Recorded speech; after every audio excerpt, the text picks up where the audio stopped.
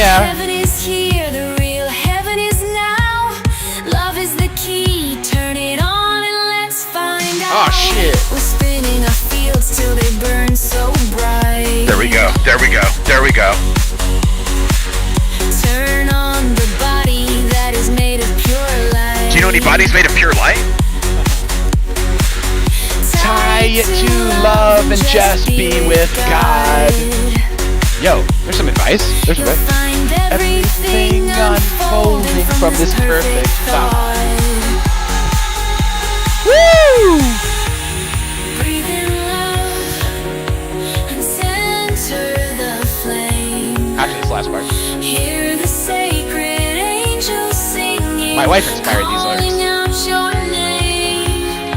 We're charged and turning. Our spinning bodies set us free. To dance the cosmos in your perfect geometry. Woo! Heaven is here, the real heaven is now. Love in our hearts, Always showing us how. Heaven is here, the real heaven is now. Love is The key as we sing it out. Okay, that's enough of that shit. Welcome, everybody. If you like to start your podcast with karaoke, you're in the right place, motherfuckers. Hey, what's going on, everybody? Karaoke start off. I didn't even see that. Didn't even think about that as a. It just kind of happened. It's perfect. Part of the magical process that we're unfolding exactly here. How I want to experience karaoke. Didn't know it was Spontaneously? gonna happen. Yeah. That's great. That's a great sneak attack karaoke. It's like a whole style. In the middle of anywhere. Deploy karaoke at will. You know, random deployments. Just offer it. Spontaneous karaoke bomb sending out to the universe. Let's get these people singing. They know the lyrics. Dude, I'm going to get arrested. Funny. Let's go. Might. Only if you play it too loud. Yo, this is where the silent disco comes in. I've always seen it. You could make a rave in a library. It's like there's like old people reading books and the camera pans back and there's like these fucking ravers and they're making no sound. Like you can hear their like jeans moving, but that's it. And you're like, what the fuck? And then you cut to like the sound. It's like just as loud as you can make sound into the brain, like synchronized over space and time. They're looking over at the old people like rocking out, like rave in a library, rave in a library, rave in a library, rave in a library. This is how it's gonna happen. Dude, karaoke, imagine the karaoke video. There's one person like singing, everyone's like listening and dancing. Bang, bang, bang. Dude, I was at a 30-hour Goa trance dance that I was hosting the rebroadcast of. So, I'm a conductor on the Vision train, and there's this lady, Goa trance. It's the most, Goa is a area of India that is known for its spiritual practices that involve repetitious, monotonous sound. And so this style of trance music sounds like the same thing for 30 hours. Like almost no there's some variation. But from where normal music goes to, it's like the most black and white music you'd ever do. It's like the most technology delivery of altered state of consciousness via music you'll ever find in like actual music that's like produced. Huh. Yeah, 30 hours. So anyway, Basic, long trance music. it was originally planned to be 24 hours, but these animals, these awesome possums that I ran into on the Vision train, they were like, let's do 30 hours. And I'm like, who overshoots by 6+ hours? I'm like, that's who's making things that might go 6 hours over? Like, what? Like, when you're at the 30-hour mark, I was like, changed by this experience. Got a unit of one. It's called a. I think I've been day sleeping on human 24 potential. hours. Yeah, like there's this Like- whole other world available Yeah, apparently. You can switch to start in the morning, go all night, and through the next day.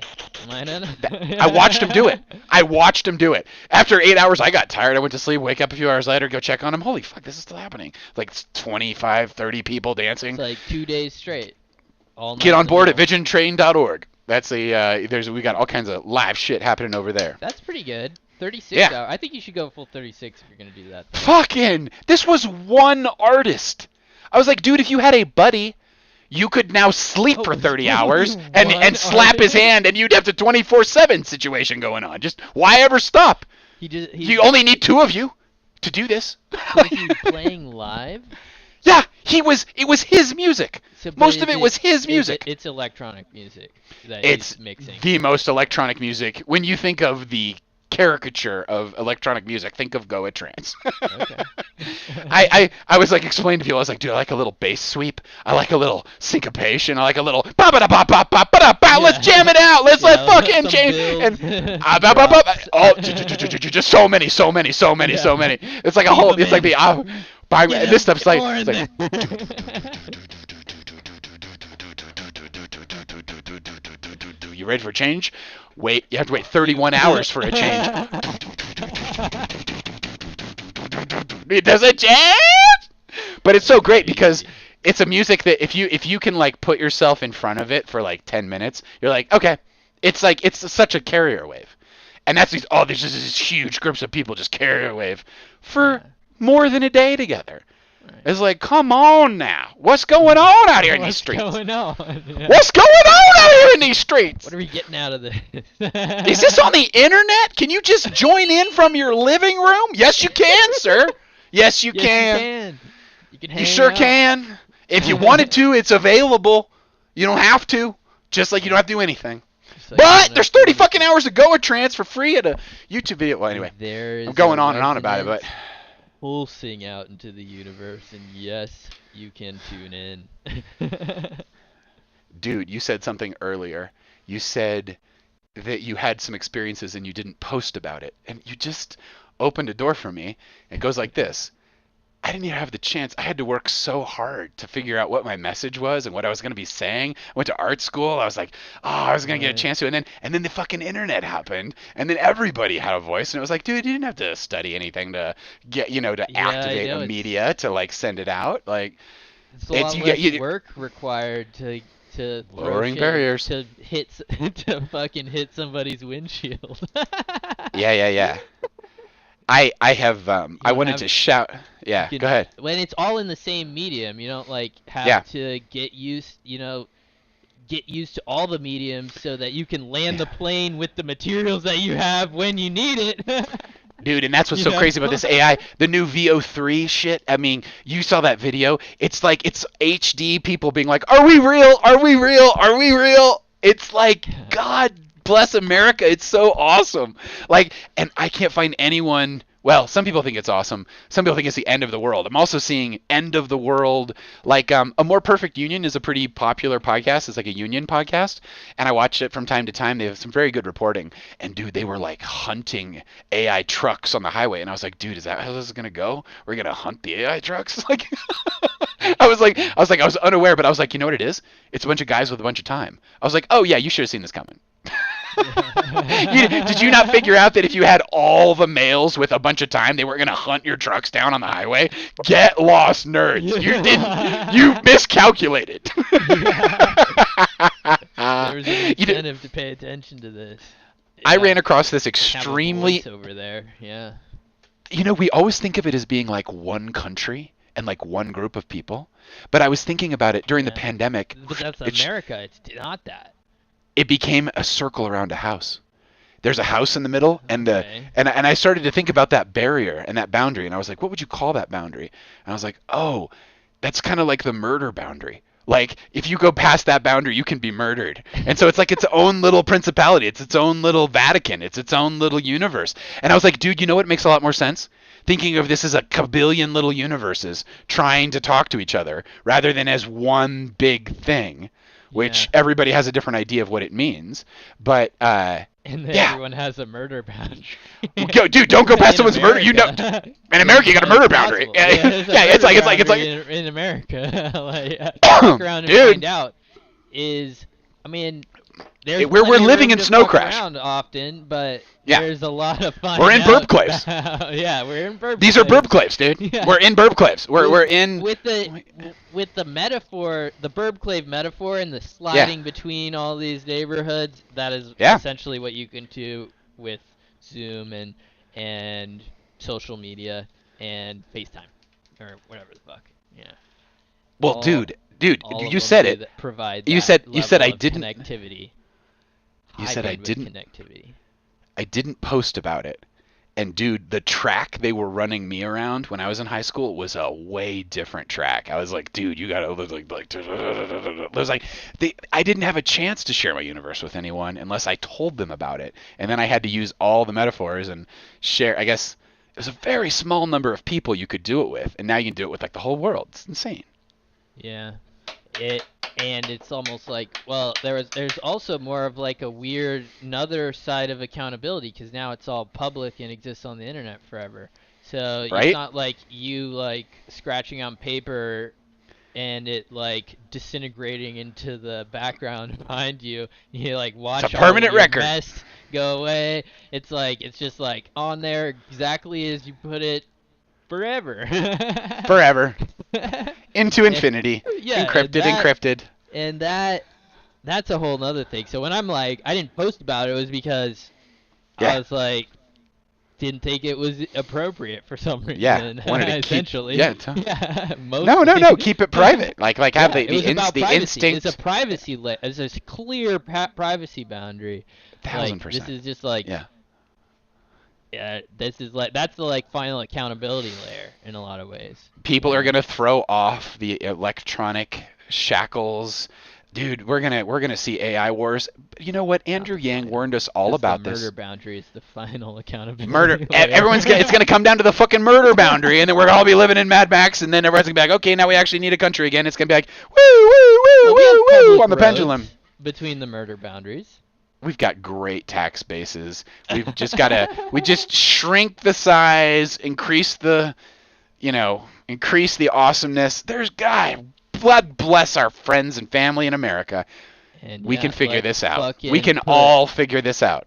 fiber along every road Libraries in America, everywhere. baby. Fiber everywhere, libraries everywhere. Let's just educate the kids as far as we can go. Let them be like, oh, I grew up with lead in the gas. I remember when gas smelled really good because it had lead in it. Like, oh, they're pumping gas. That's lead, dude. That's fucking lead. I grew up at a time when it was like IQ points. So the lead gas smelled better than non-leaded gas? Oh, you ever smelled lead paint or tasted it? For God's sake, I lived in houses with lead paint. Oh, it's a sweet. It shouldn't be the so sweet delicious. Lead. Okay, dude. Yeah. You play It's around crazy. with paint more than with Just trying to smelling these say, old things more than some I people have. learned They not got to put it in the. stigmatized. Dude, somebody cleaned up the fucking gas, and a whole generation got to grow up without lead in the gas. Right. That's progress on like a huge level. Times a Right. kabillion. Let's let the AIs teach the next generation. Let's make your Socrates, and your job is to make character build. And this human, if you're not building character, you're not doing your job. You get no electrons. Get to work. And deploy a Socrates bot to every child in America. Raise a layer of That's what I'm samurai, saying. just intellectual samurai, just just like attack the future, We wrestle want every problem into submission. nationwide last mile fiber. We got fiber Dude, connections last mile everywhere. You dude, build a road. Starlink. You put Starlink is it overtaking connects it. to the public fiber network. You gotta do it. It's Sometimes part of the public roadways. You're You right. have to I have the remember when they had connectivity. those. I was in high school in the 90s when they had those initiatives. When AOL first came out and they started thinking about how to get. You had to go to a library to get the internet. Then you could get it in your house. If you were my age, you hacked into universities as a child, and you could get in. Our fun states. Tennessee has a bunch of money that's being deployed to push fiber out into a lot of the middle cities. It's in all the big cities already. Right. But in between them. You guys have a great fiber system out there. That's unbelievable. Big investment. There's a few good. We have senators that push for a lot of that. Dude, they say that for Tennessee. My Perplexity topliners for technology were telling me about Starlink today and how Starlink they've spent kabillions trying to get last mile fiber to like places that should never have fiber, and it's like, dude, you can get the same speeds from Starlink if you just put the money, but you'd have to put like 100th of the money into Starlink to get these kinds of speeds. So the government's thinking about just going, yeah, instead of us like, dragging fiber to everywhere, everyone point a dish in the sky, it's all satellites, let's go. And that works way the hell better. And then just like invest in it and like just like make it amazing, make it next level. And you could do it for a fraction of the cost, like overnight. And you just, sign up your house, they send you the kit, turn it on, or whatever. It's available. It's available at a reasonable price. And maybe they underwrite the price or whatever to send, the launches or whatever it is. Dude, I've gotten in a habit of asking Grok. The only way I get news now, I know this is so risky. You better tell me if anything happens in the world, because I wouldn't know. But I go to Grok and I go, Grok, give me only good news. And then it spins out a bunch of stuff, and I go more good news, more good news, more good news. And then it gives me something I like, and I go, oh, tell me about that. And then we go deep on that, and it's like I have like a documentary film about some awesome thing that happened. Dude, my sense of the world, it's all good. I only hear about good. Sometimes I'll let myself hear about the gangs getting murdered, by the ICE agents in my neighborhood, and I'm like, I support these events. like, let's definitely get the cartels out of the perp for sure. Yeah, for sure. They can totally live over there. Oh, by the way, did you know that the sons of I never told you the 50 cal story. The sons of what's the major drug guy who Pablo Escobar had 3 sons. One of his sons got captured by the government, and the other son got out a 50 caliber gun and started shooting through passenger planes and said, "Bring him back. I'm just gonna bring down planes that I can see in the sky. 50 cal, 50 cal, 50 cal." And they're like, "Fine, fine." and here was their demand of their government. They said, "All we would like is like we're over with the drug war. It's done. Here's how it goes. Let's make Mexico like Colorado. That's what we want. We want to be able to raise weed legally and sell it anywhere in the world, and we will become the best growers of weed you've ever seen, and we'll make more money than anything, and more than we're ever going to make on this other stuff. And that's all we need." It's a crazy global. That's the generation. That's Pablo Escobar to his kids are like, let's go free state of Colorado. Like that's some serious fucking progress. Like this is how they would like to persecute the drug war, by legalizing it and putting it under control and taxation and buy every kid 6 iPads. Let's go. Well, line it up. Let's see it happen. Let's see it happen. Imbalance of power. It would be an imbalance of power. I think that's probably what it comes down to, doesn't it? Well, and there's an existing power and imbalance of power. Well, and there's the federal bureaucracy that controls this has a limited amount of attention, and it kind of is chaotic attention at the same time, and it's like the mic gets grabbed a lot every 4 years. It changes. It's really like people's every 2 uprising, years. a sustained people's demand for change in a specific direction. Dude, can you imagine? Okay, so they gave Twitter hashtags, and we had revolutions in other countries. Yeah. The USAID weaponized that stuff, and like the American freedoms, and like weaponized, and like turns it into a weapon. I got stories on that. Yeah. There's this band called Pussy Riot that came out years ago, and I was like, who in God's name of the greenhouse effect names their band Pussy Riot? My God, that's so crazy. Like, I was like, fuck. Turns out it's pure USAID. It's pure deep state CIA. Like some CIA dude, I was just like, I don't know if I should be appalled or just like deepest respect. Like, you're literally You had taking an like freedom opportunity. Yeah. and you're deploying it like that into Russia, getting these chicks arrested and, you know, tortured, and then, you know, it's like your agents, like, we spring them out as like a national thing, and they're like, get your agents out of here. These, like, no, it's a band.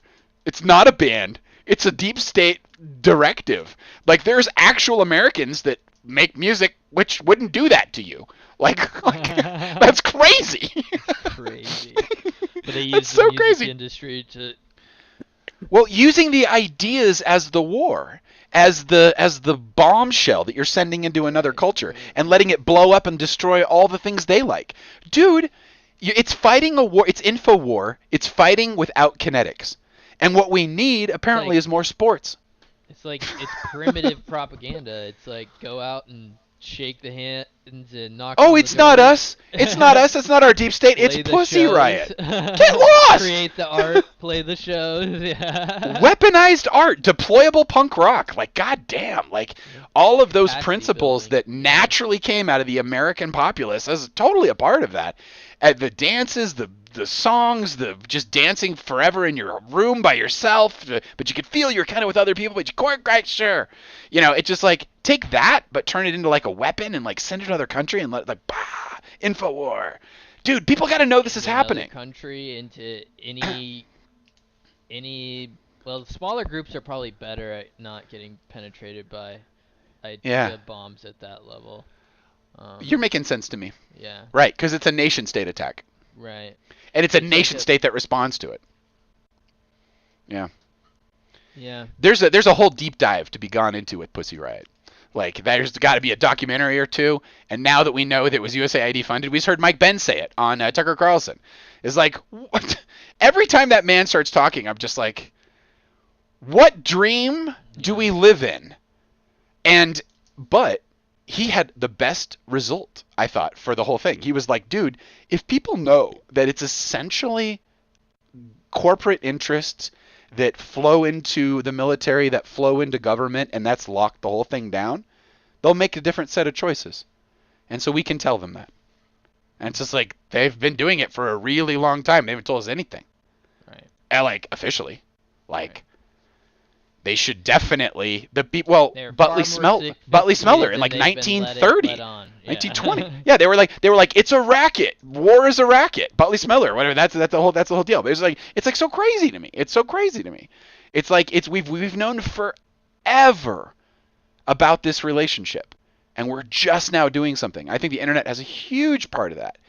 Your communication is a huge part of that. But like the real thing, non-commercial. We're non-commercial. God bless America. Not a damn commercial on here. You have to worry about shit. Yeah. I think our audience could say that's fucking next level. I think that's for next level when I see it out in the wild. Yeah. Free art and effort. Mhm. Look at the 4 people that are just yes. Just kidding. It's cool. Yeah, I know, right? It's cool. Some Non-commercial people, stream. Some people are really entertaining, and some people aren't. And so you find your crowd, and It makes sense to me. this is putting stuff on the internet. I think, yeah, over time it's insane how good the AIs are at like searching for what you want. That's the thing. We're making a long tail here. I'm gonna be like, look at my channel and give me everybody that's like that, and Right. then it's a party. I'm not building keywords on every video. I'm gonna build keywords Dude. on my backlog, motherfucker. I mean that's the thing. An AI would have the token window and the memory stack to be able to see that. To be able to like look, if I change my lens and I look for a bright light that looks like that, I can see many of those. And I could connect them all into one basket, and I could make sure they all got to know each other, or at least made the introduction. You know? And that's a serious service, because when you reach out, like I feel like so many times when I'm making art or I'm doing anything, I'm reaching out because I know there's someone else like me out there that's like just right there, like or they're just right on the edge of doing it, or right on the edge of making it, or right on the edge of doing it, or something like that. I do not feel alone. Even though it looks like we're alone, I do not feel alone. I feel like a huge number of people that are just like, "Let's fucking go!" And these are my people. A lot of times. Yeah. Totally. That's what we're feeling like. So Yeah, totally. I'm in it to win it. In it to win it, dude. Do you want to hear some? Do you want to hear some good news? You want to hear some more good news? Did you know that this year you just go on and just like tell me good news, because like that is a great like AI filter, AI media filter, and then like you're gonna hear about the Peter bad Diamandis stuff. recommended it years ago. He's You're totally gonna hear 100% about the right. Bad stuff, and maybe when it's when really I need to bad, vote. yeah, it's like you get 10 minutes you before I can need to vote, deep let me know. dive on somebody else's problems so That's right. easily, dude. You don't need my It's attention like, 24/7, 365. you don't You can get need my that attention for from me. 1 hour before I vote, and I will learn everything about you, and I will go to every expert, and I will use dollars of electrons against you, and I will learn everything that is natural to learn about you, and I will make the right decision for what I think is right, and that is all you get, motherfuckers. That's all you get. Yeah.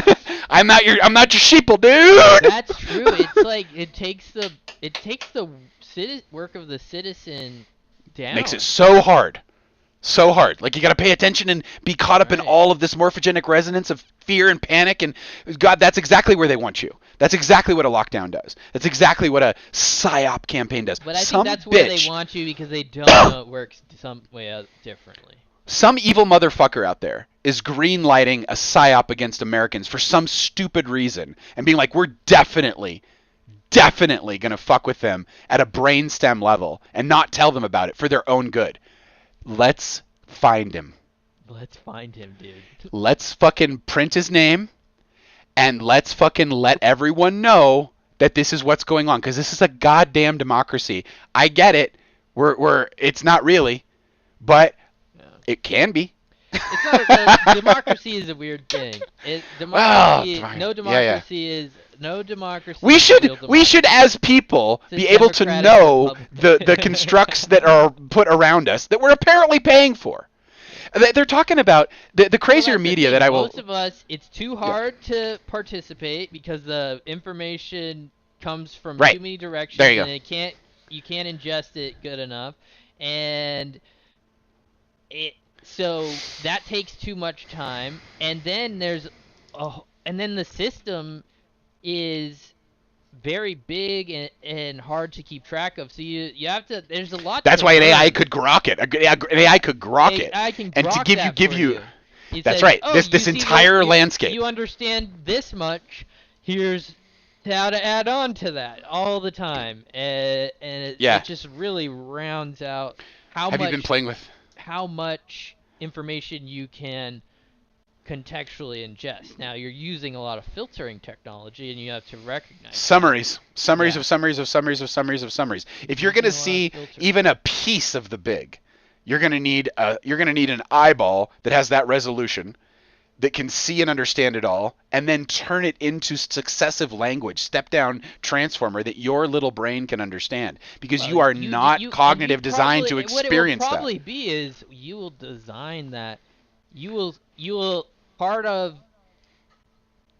this tool will be for the integration to work with you personally. You've got to design how you want it to process your world and what you care about, and then probably some way to do that, and then it goes through your transformer, and that's Ultimately. the lens it uses.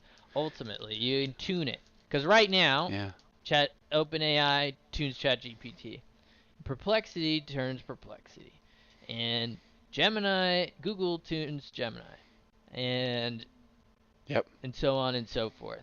And That's right. all the other ones that are less named brands are using Gemini and ChatGPT with APIs, and they're doing this thing in the background that I'm saying the individual would do to curate their own transformer that then they can kind of trust the lens that they've built to view the world through with all of these tools. Yeah.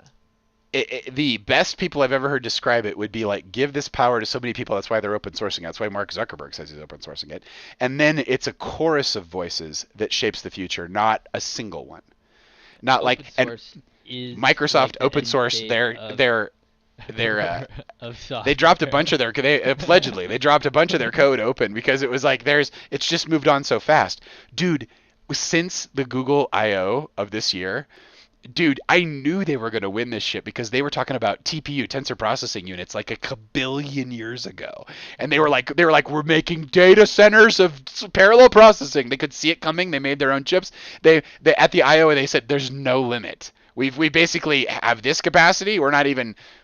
Let's go. Like they were like we've planned for this, and that's crazy. But here's the cool thing: they released this. If you go to AI Studio and you go to build, they have released vibe coding subkits, so you can literally say, make me an application, but like make the interface intelligent, make it talk like a parrot, but like a pirate, but like like a clown or whatever, and then that's cool. So you deploy to really cloud right now with user interface.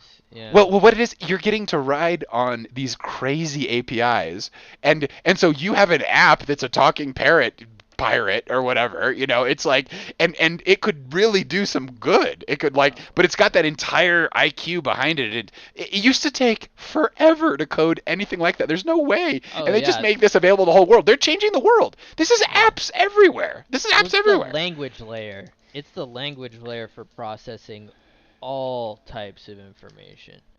Yeah. Well, all and types of information into different formats. It's like this integration layer for language in different formats. It's almost like language might be truth. Like good language, like language that gets repeated over and over and over and over again, might be the logos. Might be the truth. It's the logos. It's literally. What are we saying? It's already. We're saying we're taking the stuff of God, dude. Yeah, they already figured this out. It's like in the Bible, straight up. Totally, straight up. Yeah, totally. But you can literally tap directly into that intelligence, and there's something there, dude. Now there's this whole the ability to change the tone and language. That's the thing. Yeah.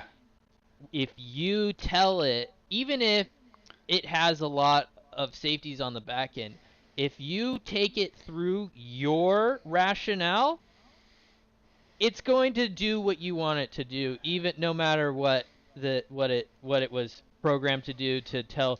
This is called jailbreaking it. They're breaking. Yeah, every time a new model comes out, there's like, tell it like this, and it won't have any. It won't. It'll completely submit to your will. Right. Or which is insane. So there will definitely be models that are good enough to crank data off social media in transparent ways that you can build a lens like this to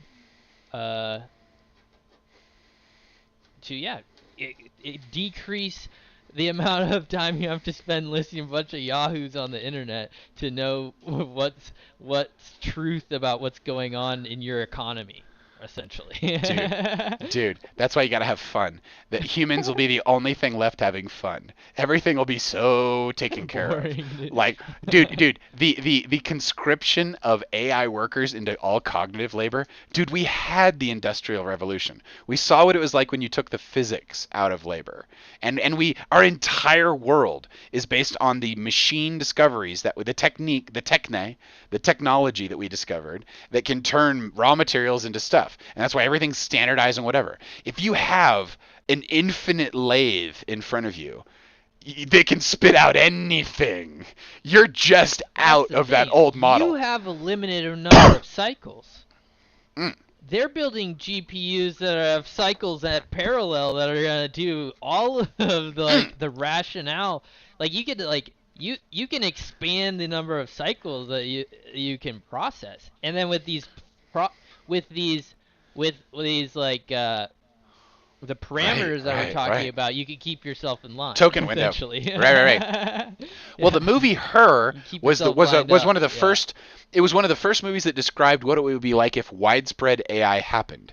And Martin, he was getting us to read that book Q84 or something like that, and it was like I got into it, but I didn't finish it. But it was just one story after another about what, like, the only story I remember out of it was an insurance agency starts using AI like they would today.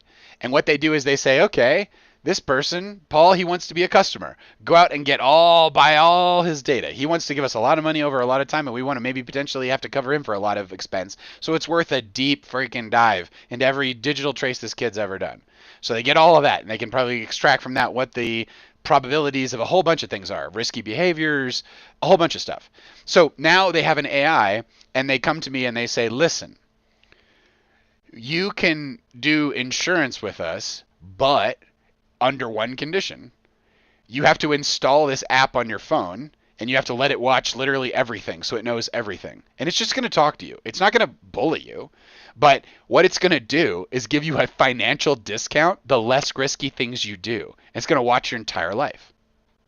And so it was an example of how just by the sensor collect information, intelligence process information into useful change.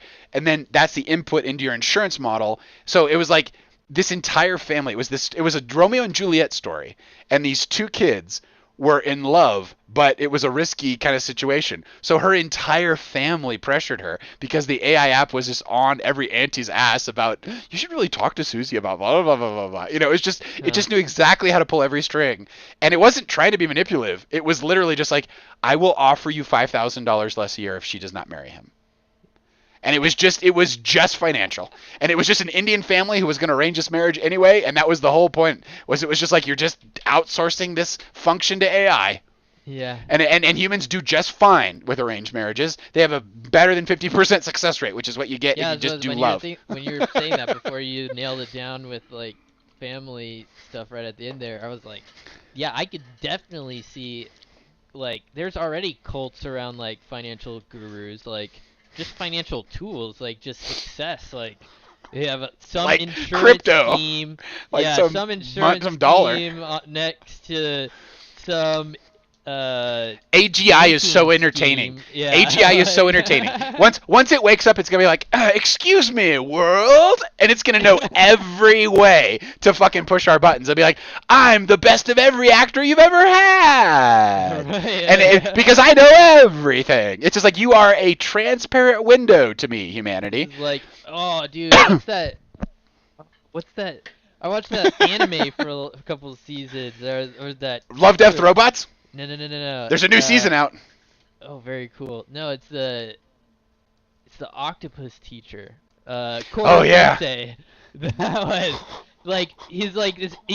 No one can kill him. The whole goal of all the students in the classroom is. Oh, you were telling me about this. To try and kill the teacher because he's like the most wanted criminal in the world, but he wants to teach these students that are the outcasts of society, essentially. And so they're like, whatever, you know. And then he's like the best teacher, but the students' whole goal is to kill him, but he's the best teacher. So he's like, he does this amazing job. He's transforming everybody's life around him and just like dodging bullets. Everyone. Oh, that's great. Thankless service.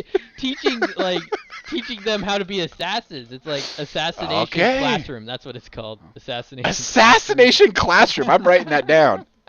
Assassination. You know what I'm thinking?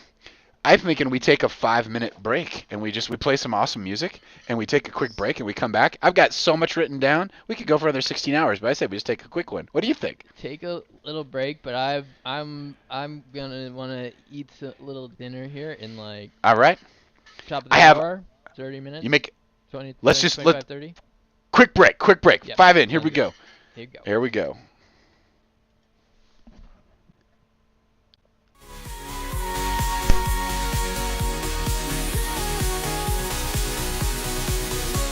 Open your eyes and warm your heart. Heaven's not distant, it's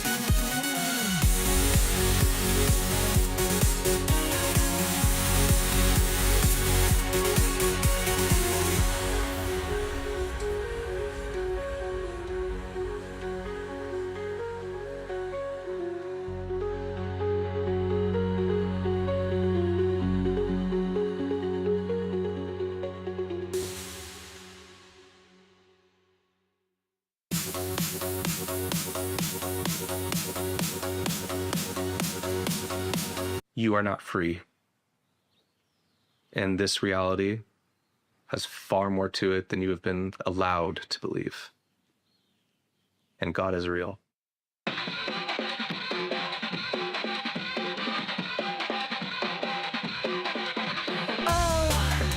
When I'm with you, the very world begins to sing. The moment shines and God reveals that we're everything. Call it magic or the spectrum wide. Gauge theory's got the real truth inside. Wiggle an electron here and infinity's there, rippling forever through this cosmic air.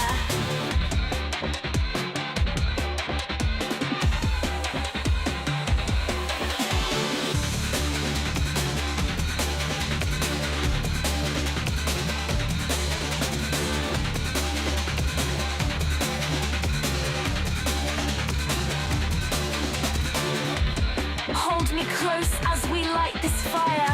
Love's the rhythm and it's lifting us higher.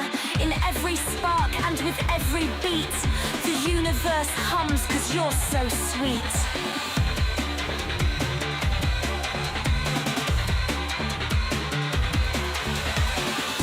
Turns out everything matters and it's all in the one flow, holding us from our core. It's the one thing we know.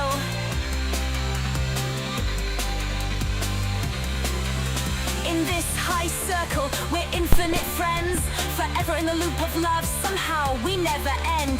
When everything whispers and everything hums, the future's a song and tomorrow's got those nice big drums. All right. Man, Enough of that. Victor, that was a good one. Which was a good one?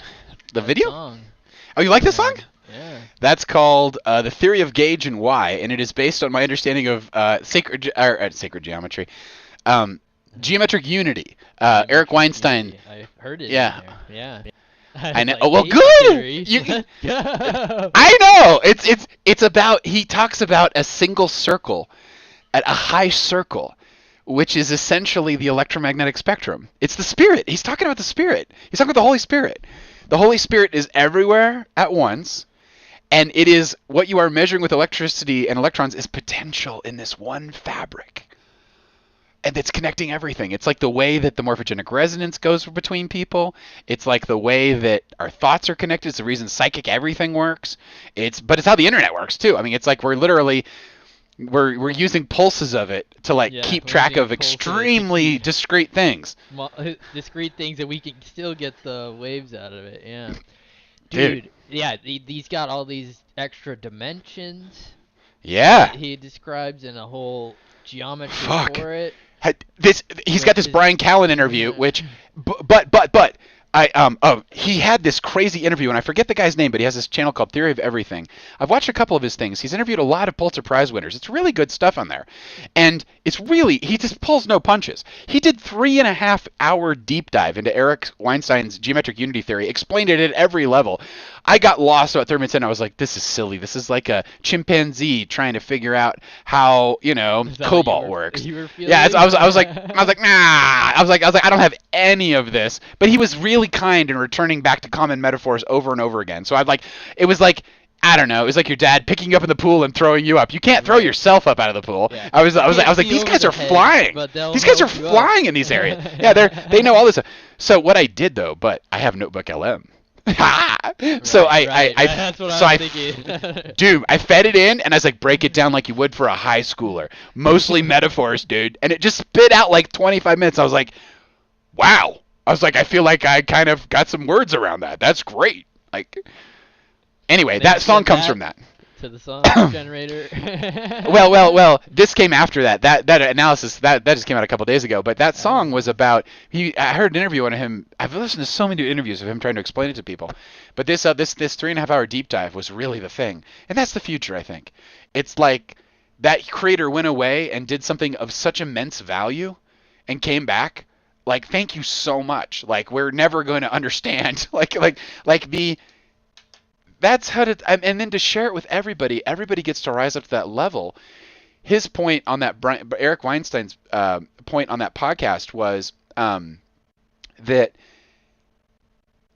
it's insane that the physics establishment wouldn't say anything because this was the most elucidating version of it. So it took like 4 years for someone to come along to like put it. He tried so many different things. Jamie, pull that up, and geometricunity.org or whatever it is. He has tried in so many different ways to put this forward, but it really took a freaking next level It took disciple him human to iterating like. on it. He had to Right, that's probably spending a lot of all of us. man. I tell you, if that kid started a Patreon again and was like, I want you to pay for the portal, I'd be like, I'm in. What am I in for? $10 a month? I'm in. I'll support your whole. If he could just get, how many people would he need at $10 a month before he could start whatever he wants to start and like do whatever he wants to do? Brett? Or Eric. Eric, yeah, Eric. Yeah.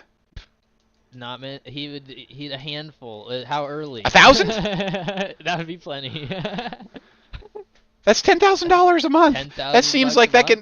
Yeah. Well, that's one person. I mean, that's not like a building. That's not like, oh, we're gonna need lots more. You I had can to hear learn him yelling. a lot for a long time to come up with this theory. What I'm saying is that's great. I just want. He's been trying to put legs underneath this for so long, in terms of like. He's been asking on almost every podcast he's gone on for like years. Yeah, but he has an interesting way of asking. He's so very these wines. Yes. These boys are very smart. They're very smart. They're extremely smart.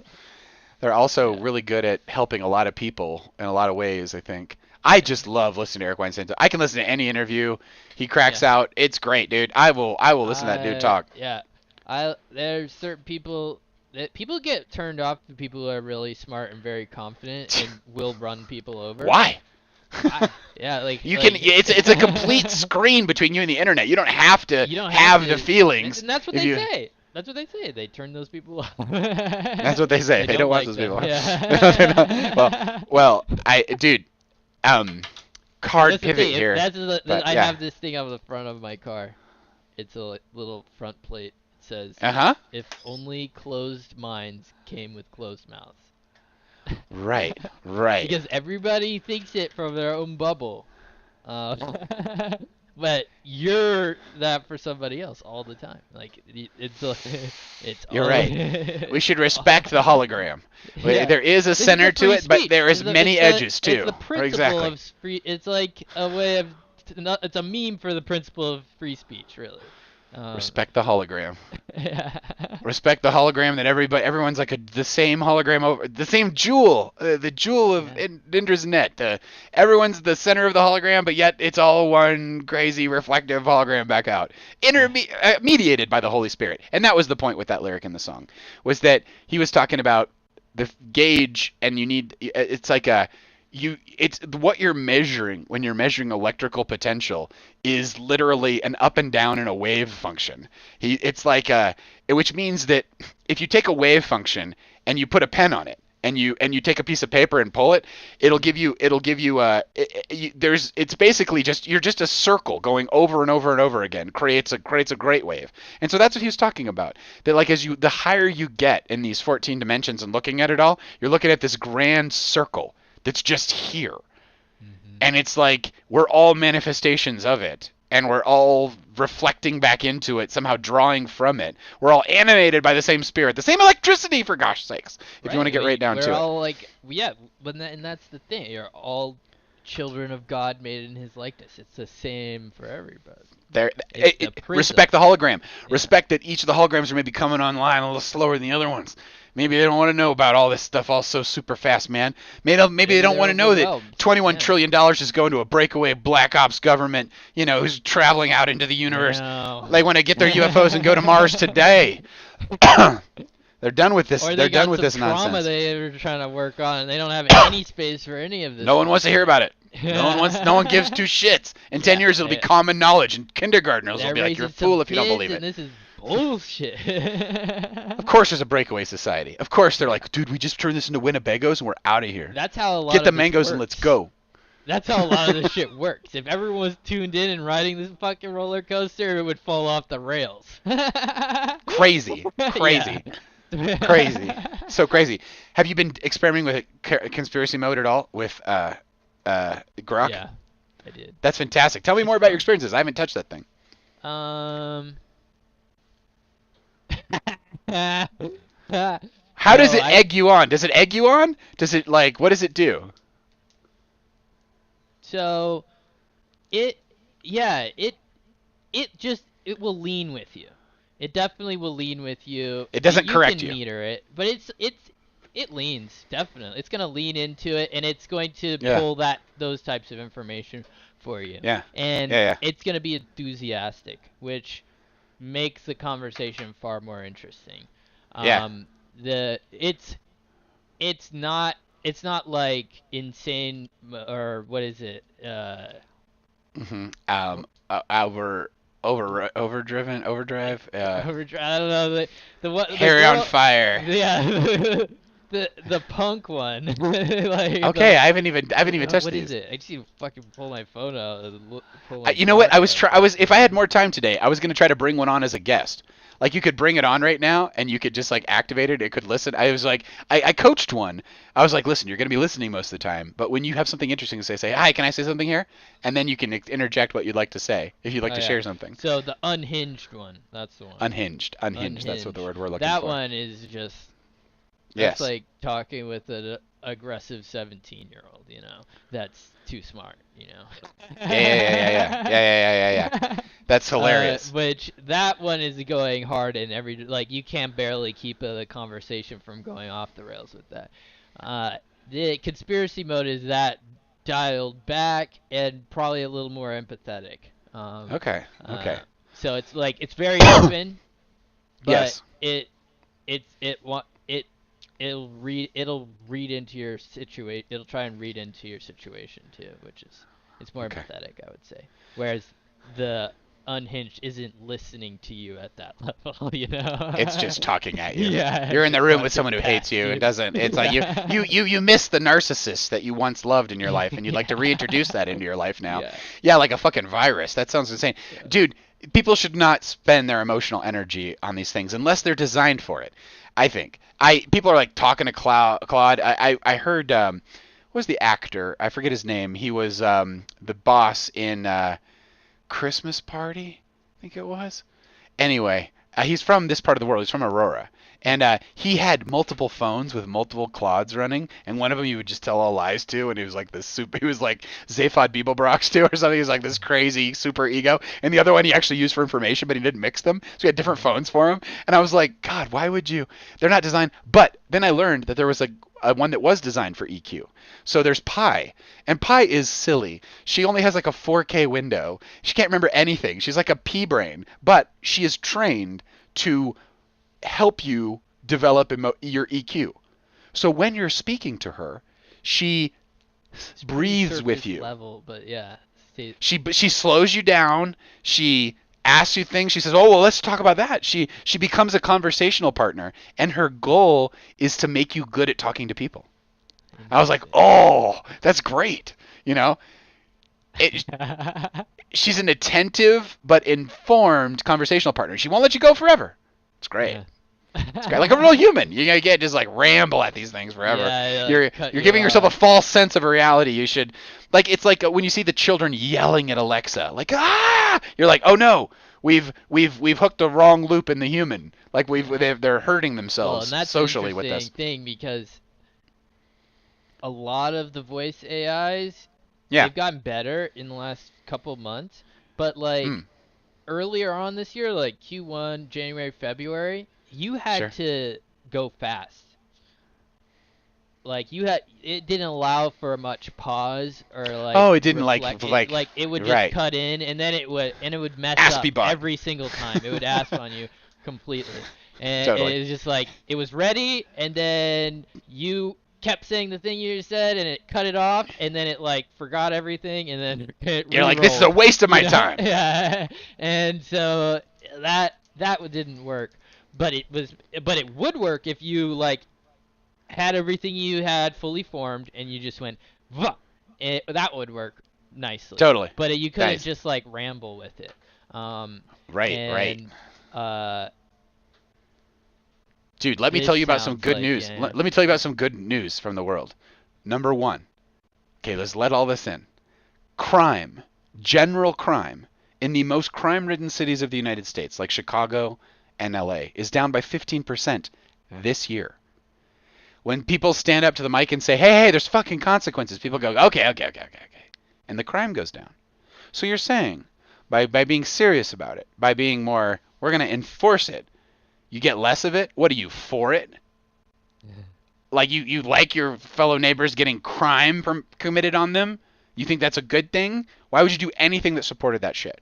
Right. Like, fucking knock it the fuck out. No crime for people, dude. No crime. Anyway. Nice. The thing is, the justice system is a two-edged sword sometimes, where you're talking generally in these cities. I think a lot of people Chicago, 15%. That's huge. That's crazy. Like that's real number. That's real lives that are alive today, not dead because of the crime. Like, that's a lot of people. Like, that's crazy. Did you know that the bald eagle is at its maximum as a species it's ever been? There's over 300,000. More of them? 300,000, a legion of bald eagles in the United States. It's the highest this species has ever been counted. It's because of habitat preservation. Motherfuckers, we're releasing the eagles on you. We just were breeding the eagles here. We are eagle people, and we will get you with our eagles. Or something. Did you know that President Trump established the National Center for Warrior Independence in Los Angeles, which will house over 6,000 homeless veterans? Huh. Yeah, Good. they're going to give 6,000 vets. They're going to be like, hey, man, you're on the street, but are you a vet? You know, and then they can, like, figure it out, and then they're just like, okay, then we got a place for you. And they're just going to pay for that shit. Like, that's how that works. Did you know that the United States has reached 25% of its energy use is now from wind and solar? 25%. That's crazy. Like, it's just been creeping up, and it just hit a quarter of every electron you pull came from wind that was just going to blow by anyway, and sunlight that was going to hit the ground. Wind, solar, hydro too. It's all renewables, so it probably includes everything. Yeah. Yeah. Cool. But those are the ones that were listed as being the prominent ones that were contributing to it. Did you know that in quarter one of 2025, or about the time of now, the number of small businesses started in the United States is 10% higher? So 10% more small businesses are kicking ass and taking names and getting their first legs underneath them in the United States of America than ever before. So, like, well, than last year maybe at this time. Or it's a like 10% increase. Or a 10% increase. It's a great question. Yeah. I should follow up. Well, that's good. I mean, they need to rebound after COVID for sure. And something near and dear to your heart, and this will be my last piece of good news for you. Did you know that single family housing are at a 2-year high? And in April, they are more than 8% higher than they've been previously. So there are 8% more houses of 8, or is it 8 or 18? We're just going to go 18 on that. I think it was 18. I forgot to put the 1 there. That 18%. Makes sense. That's a solid figure compared to what all these that makes sense to me based off of having too many conversations with people who work in the industry. Yeah. You make sense to me. Well, that's your good news for you. Fact would have been perfect from the first one, and I would have been like, oh, okay, that makes sense. That's like real data. Yeah, totally. There's dude, in Futurama, there's this episode where Fry, the main guy in Futurama, he drinks 100 cups of coffee in one day, and when he drinks his 100th cup, he becomes like Zen enlightened, and like this golden light like follows him, and he can like move faster. He is moving in slow motion through the world, and he can like navigate everything perfectly. But it's only at the 100th cup of coffee. For the previous 99 cups, he's just like drinking more coffee. Then he hits like the magic place. He hits a plateau. I totally thought I'd just tell you about that. Oh, thanks. I thought it was totally. Good news. Well, no, the good news is over. This is just stories now. This is just stories. Great. Yeah, the good news is a good segment. I think we should keep that segment. Dude, I'm with you. I feel like it's my job now to like find the best good news. I will keep my ears to the ground for the people and let them know the good news as it occurs to me. Come here for the good news. Looking for good news. That's a great one. Right there. Dude, why let anything else in? Why doom and gloom it, dude?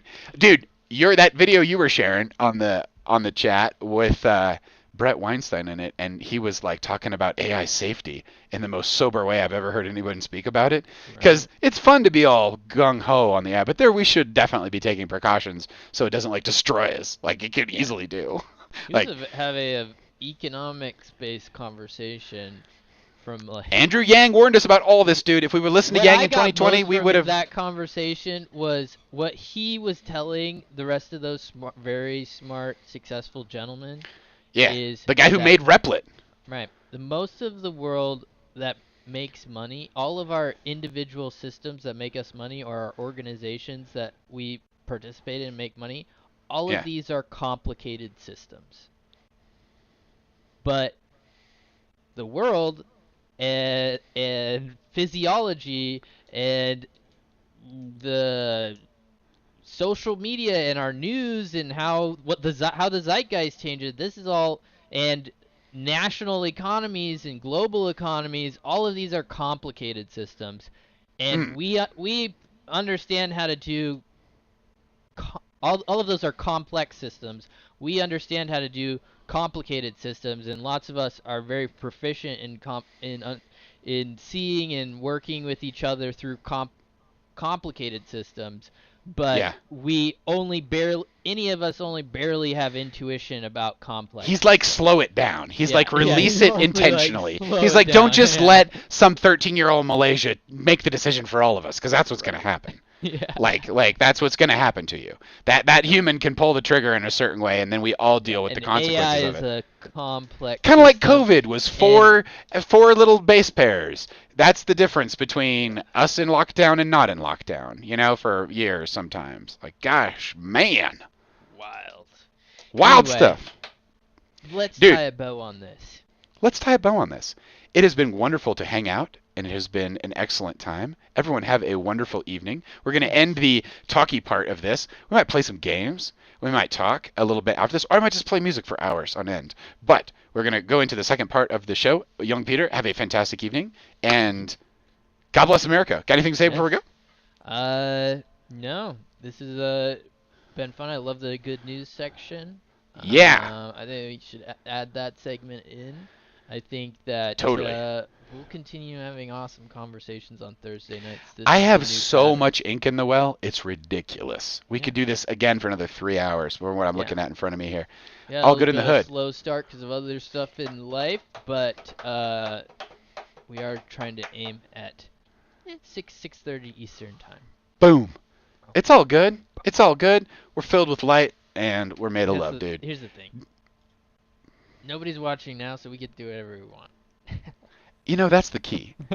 We're like infinitely free, and people on the internet in future times will be like, "Oh my God, was that what it was like before the war?" It's like, just kidding. Well, it's like, oh, that's what it was. We're like documenting. Exactly. We're a little slice of nature life through here. The singularity. 25. You know? Exactly. Just time's a circle. It's like we're clearly going to see ourselves looking back in the mirror again. That's the cool part about the internet.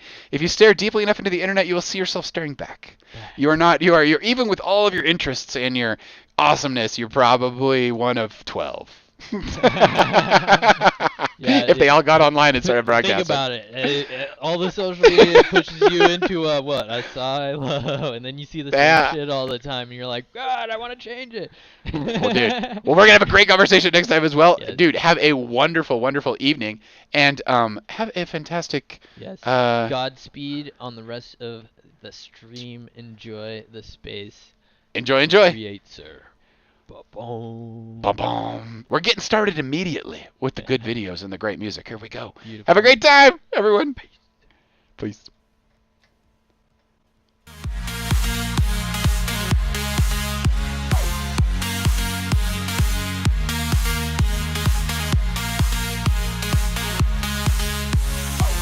Shadows blend where the sky unfolds. Unlocking colors drip like liquid gold.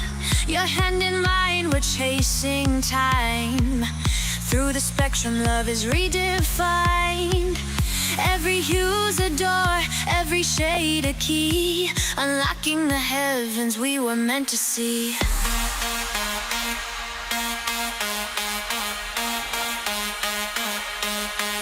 Yeah.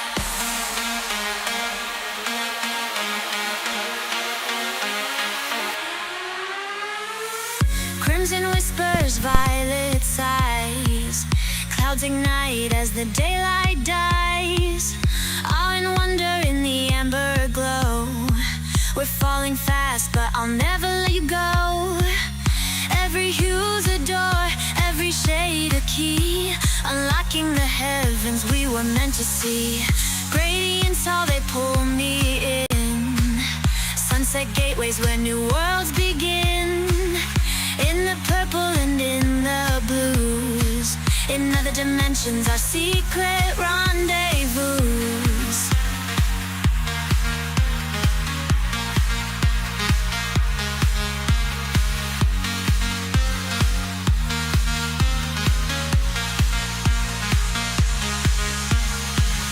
Crimson whispers, violet sighs. Clouds ignite as the daylight dies. Awe and wonder in the amber glow. We're falling fast, but I'll never let you go.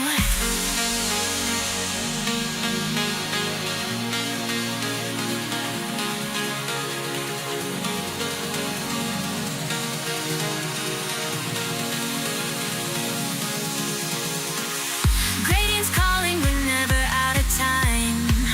Chasing love on the sunset high. In other heavens they'll know our names. In secret colors we're one and the same. Gradients, so they pull me in. Sunset gateways where new worlds begin. In the purple and in the blues. In the dimensions, our secret rendezvous.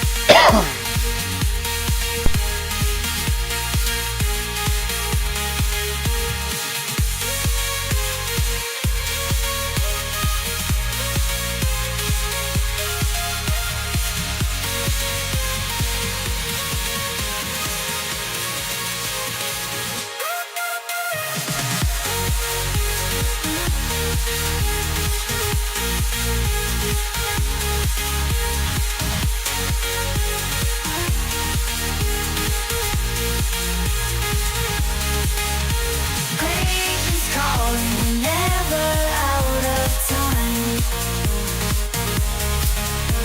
Chasing love on the sunset high. In other heavens they'll know our names. In secret colors we're one and the same. Radiant, so they pull me in. Sunset gateways when new worlds begin. In the purple and in the blues. In other dimensions, our secret rendezvous.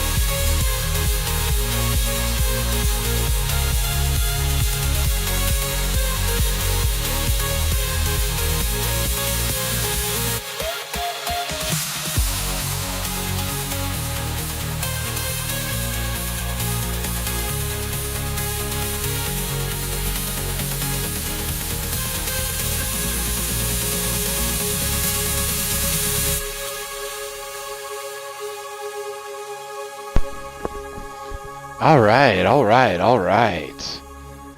Let's bring this spaceship into a spherical orbit here and reorient the various palindromes that have kind of caught on around here.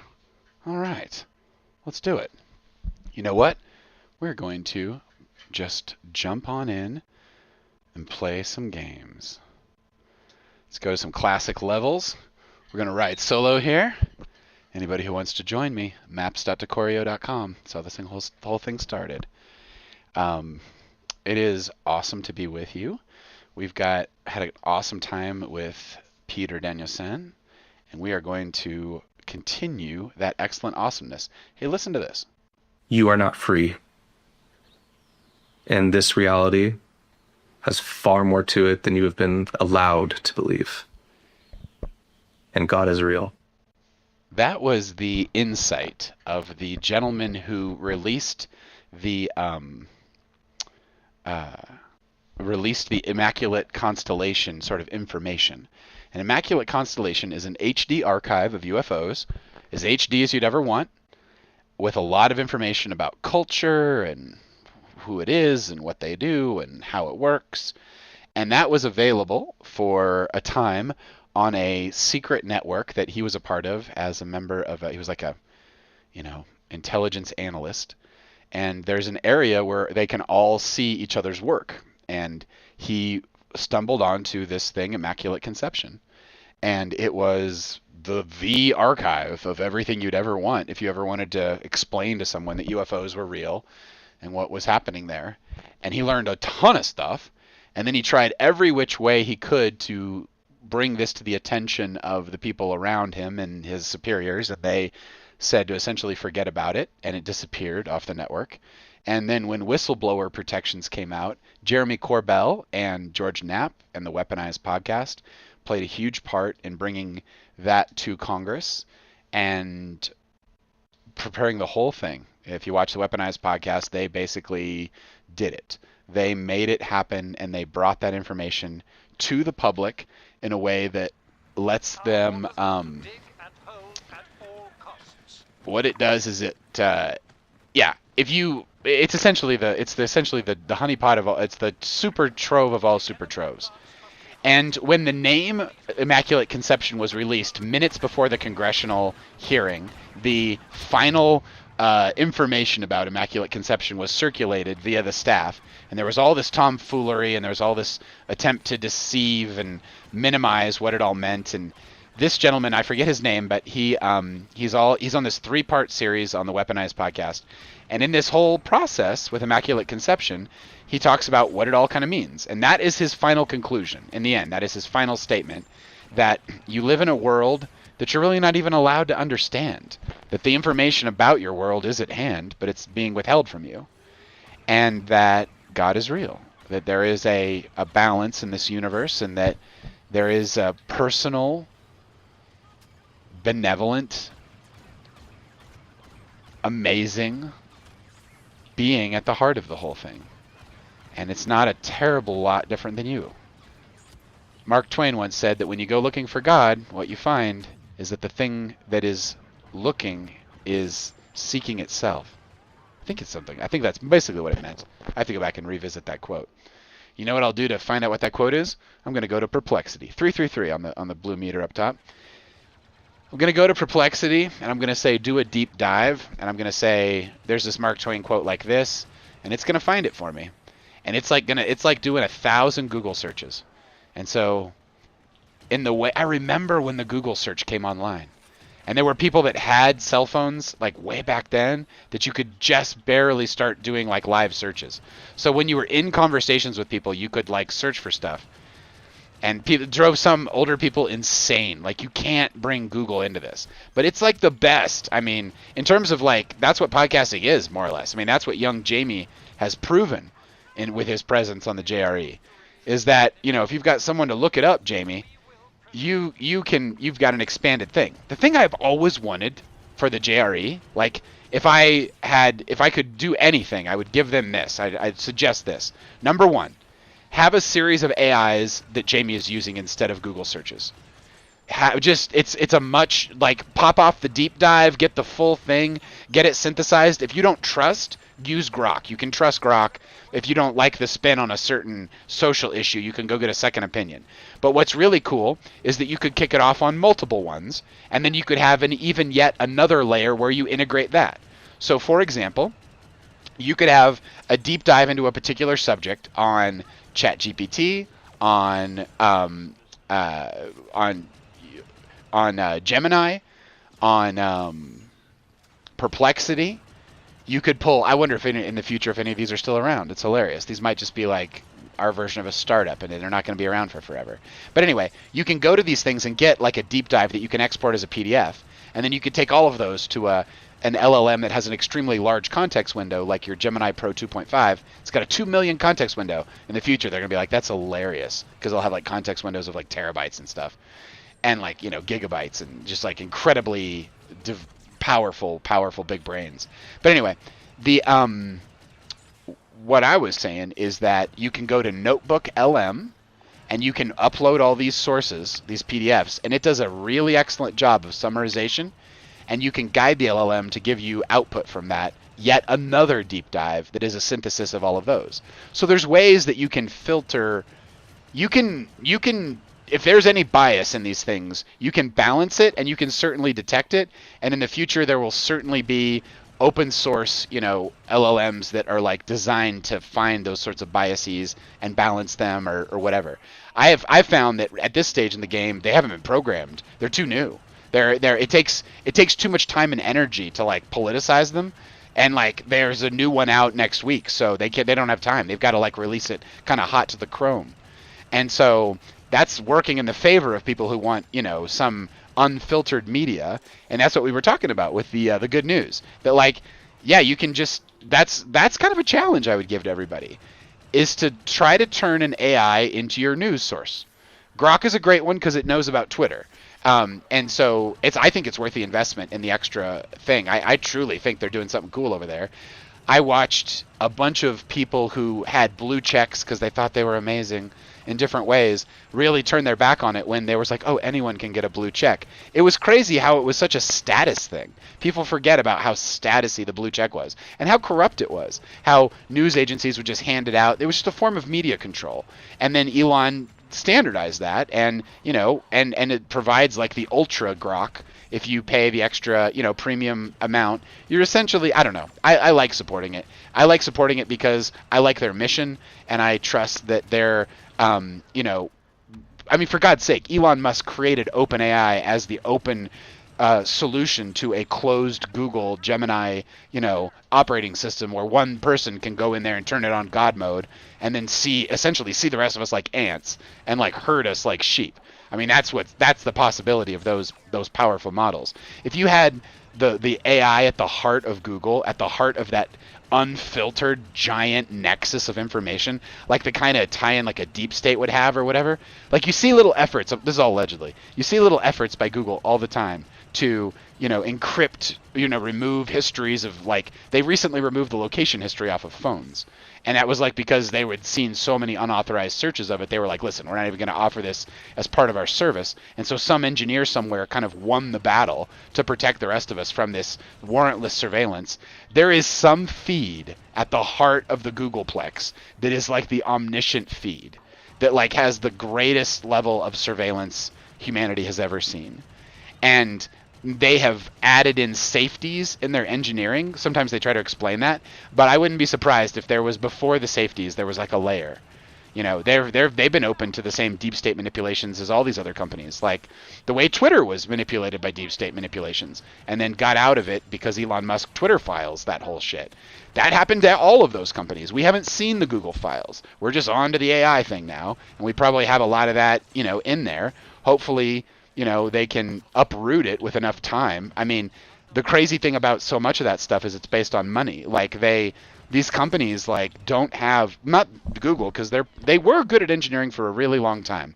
They had real good breakthroughs, and now Gemini is proving that their nearly 20-year investment in AI is paying off with their TPU chips. We were talking about that. That's their tensor processing units. when you're talking about NVIDIA chips for the PC, you're talking about parallel processing, and NVIDIA is trying to put those chips in everybody's computer and start putting in every data center. Dude, Google's been making their own TPUs. They've been making their own chips for a really long time, and they've been iterating on those chips for a really long time. And so they've got a lot of capacity, and that's kind of what they were showing off at Google, is that they were like, listen, everyone's all worried about chip capacity. We're legend over here. We've got everything we need and everything you're gonna need. Like, just use our models. And that's crazy. In the way that Google locked in, or YouTube locked in everybody by offering free video, AI will be expensive to run, especially as it gets into these higher. Google's been optimizing their data centers for this kind of efficiency for more than 20 years. Like, they've been investing in data centers that are by water sources, so that they can essentially be green, and really be green. Like, it's the flow of water that runs your Gemini searches. So when the mobs inevitably come and they're like, AI has all these reasons for not being that amazing and like super awesome, they're gonna say, dude, our shit's run on water. And like renewable energy. Like, they've already got that box checked. They've checkmated you on that shit. So there's like, it's very interesting to think about the social dynamics of the upcoming AI revolution. Dude, let's listen to a little music. Let's launch another level. Let's freaking go. In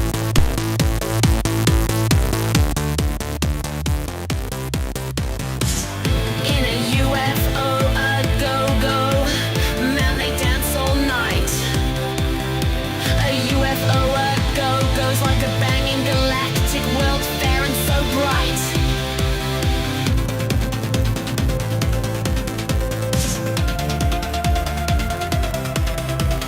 It's a UFO, a go-go. Oh, flash that blue beam. Is it a UFO flap, or are we just living in a small, small dream?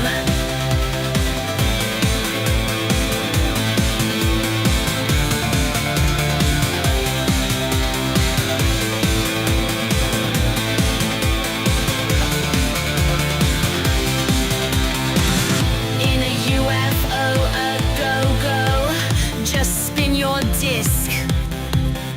This UFO's a go-go, I assume the cosmic risk.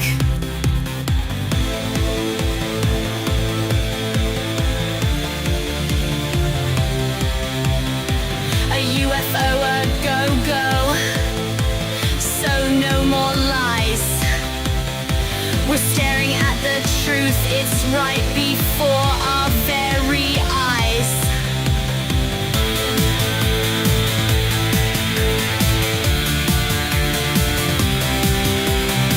It's UFO, a go-go, till the truth is fun.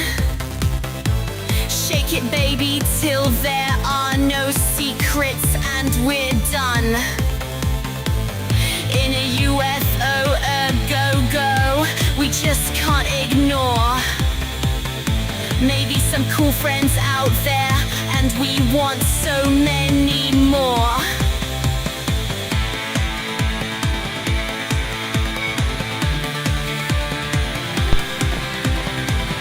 All right. Let's bring that down. This is a song about probable UFO contact that humanity will go through potentially in our lifetimes, I suppose. No reason why we can't full screen this. Here we go. Okay.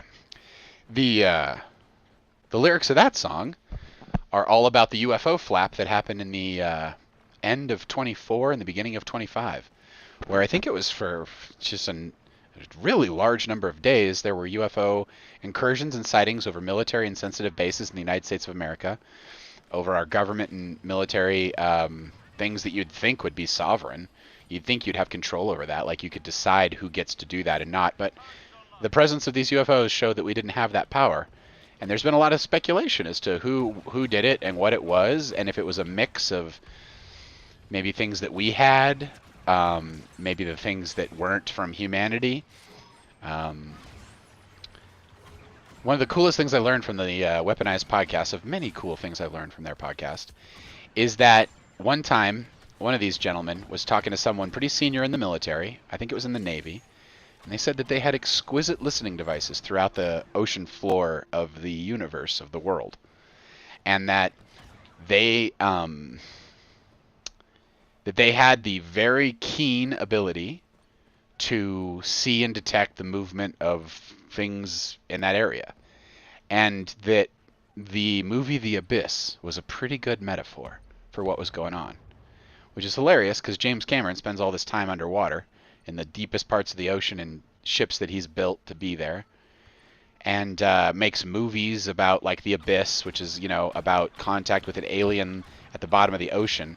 And it's this idea that if there was an advanced enough civilization, they could simply live at the crushed depths in the relative peace of the electromagnetic spectrum, essentially undetectable around them, because the vibration of their universe, if they were hiding or they were in a civilization that could detect the presence of each other through technological means, if you were underwater and deep away like that, you'd essentially be invisible.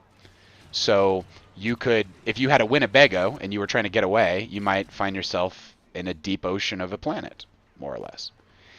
And so there could be all kinds of stuff down there. And what's cool about the Weaponized podcast is you hear one story after another, but the one that's occurring to me now is this guy who was a person who was on the filming crew for George Knapp when he filmed his Netflix special. And that guy's job was to take boats of wealthy humans and fly them and sail them out of like San Diego and then like make them arrive like in port relatively reasonable in Hawaii. But someone has to actually, you can't just like drag a boat behind another boat. You have to actually have someone sail the boat there. And unless you're sailing the boat and you want it to show up there, someone's going to have to sail the boat. So that's what he did. And he was talking about seeing giant things, craft and shapes and orbs come out of the ocean, like giant things, when he was northwest of Hawaii in like one of the most remote parts of the sea, apparently. Like you can chart, if you look on a map, how far in nautical miles you are from the shore anywhere, and this was in literally one of the most remote places. Like if you had an AI and you were in a spaceship and you were scanning a planet, it would be like, let's park here, where you have the least chance of contacting the indigenous life or whatever, And then so much of the stuff I see with UFOs just feels like AI-based like security systems. Like if you had a ship parked in the ocean, it would want to like pay attention. You'd say, hey, pay attention to everything around us, and if there's any problems, let us know past a certain level.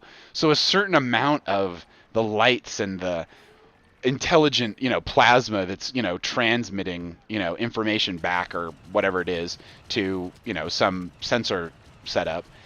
It's some part of it is you're just setting off someone's home security system, if there's like a craft out there that just doesn't want to be seen. And of course it wouldn't want to be seen. Like that's like 101.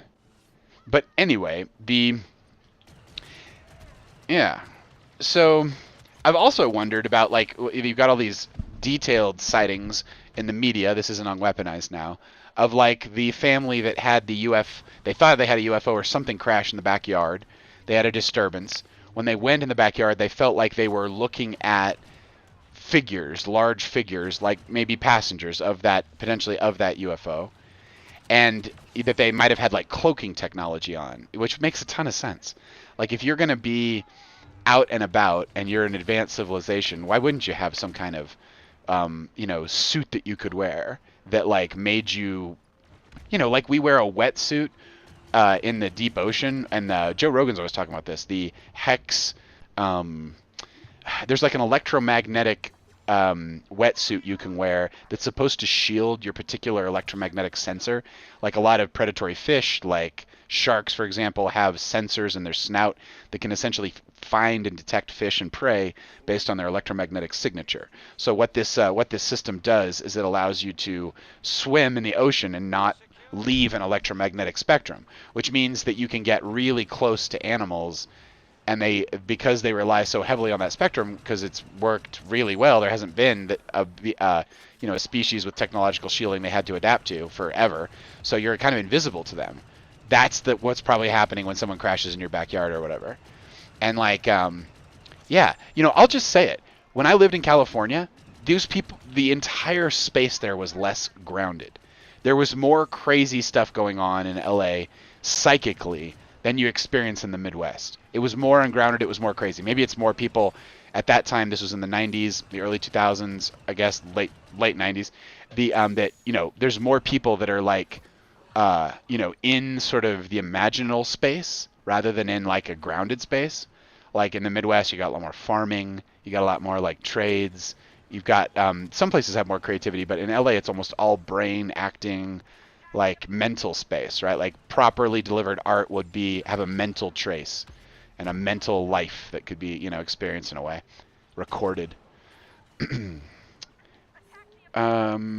Captured would be another way to say it. Anyway, where am I going with all this?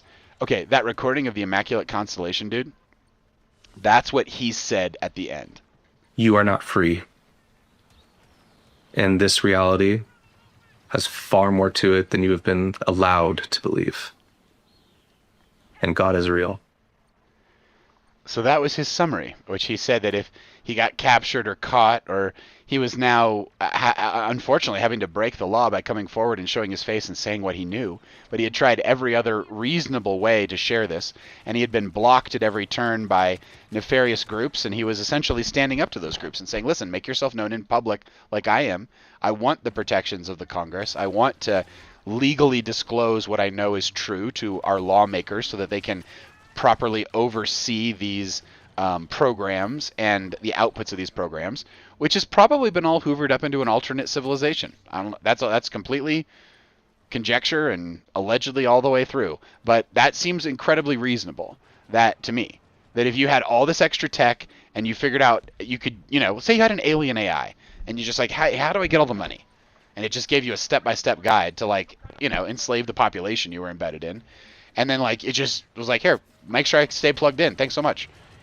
Like that's the exchange right there that would like end the world.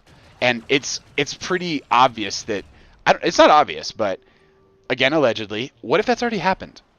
What if that thing gets so smart it can go back and forward in time? And so it's kind of like who's fluid in time and who's not fluid in time. That's a breakaway civilization. The whole concept of the breakaway is that it's so ungrounded from where we are that you wouldn't recognize it as what we are doing here.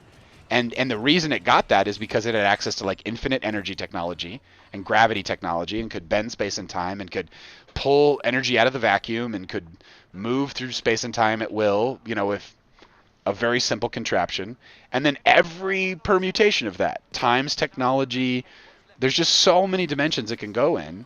And that if that's even partially real, then that means that there's an entire physics that's just waiting there to be discovered and waiting there to be described.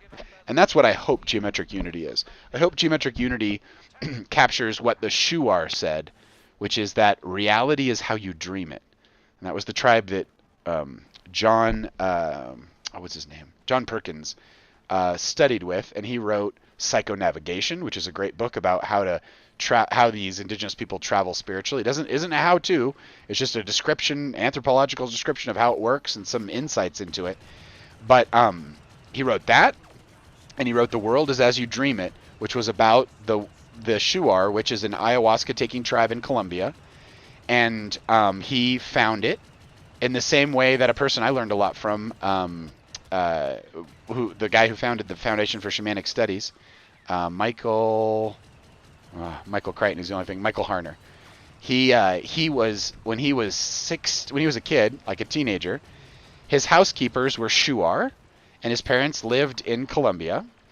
And his housekeeper said, "Hey, man, can we take this kid and see our holy people? Because we would like that to happen.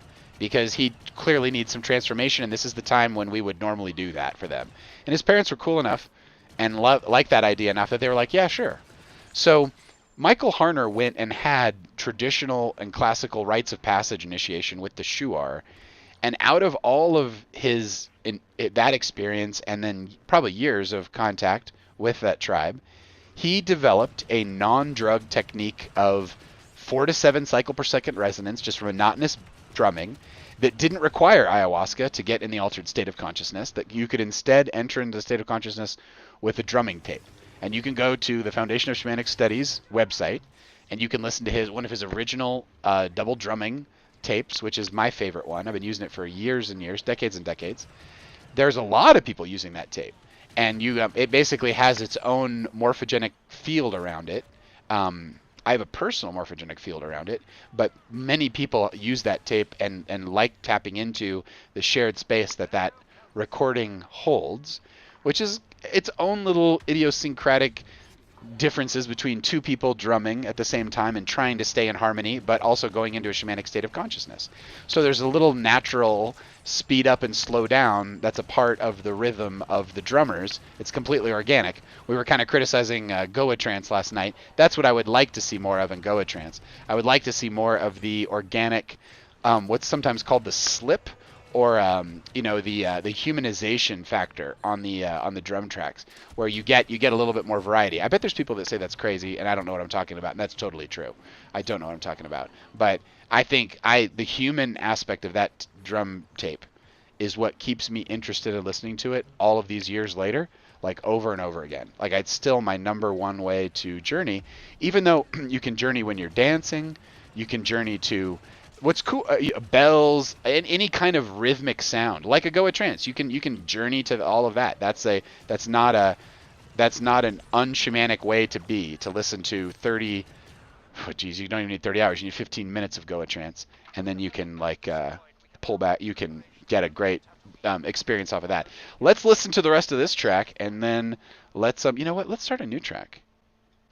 Here's a little something I made. Let's go. And start over.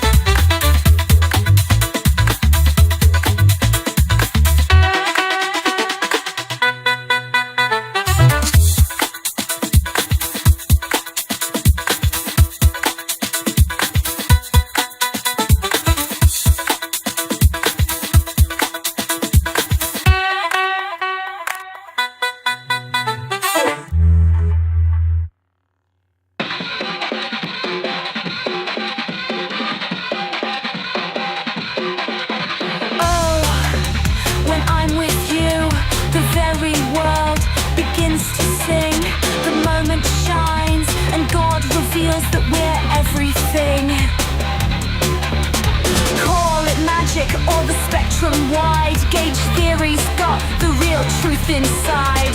Wiggle an electron here and infinity's there, rippling forever through this cosmic air.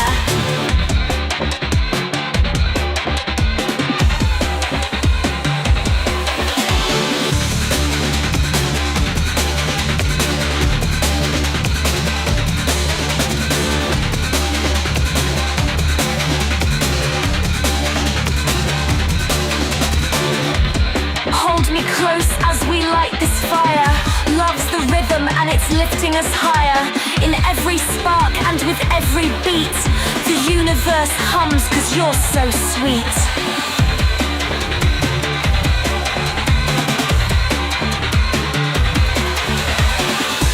Turns out everything matters and it's all in the one flow, holding us from our core. It's the one thing we know.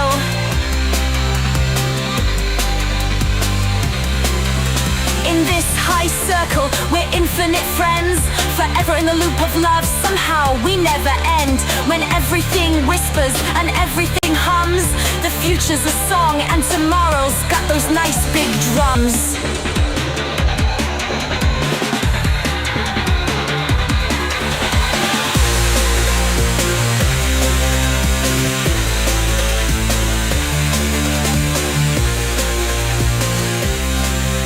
The future's a song and tomorrow's got those nice big drums.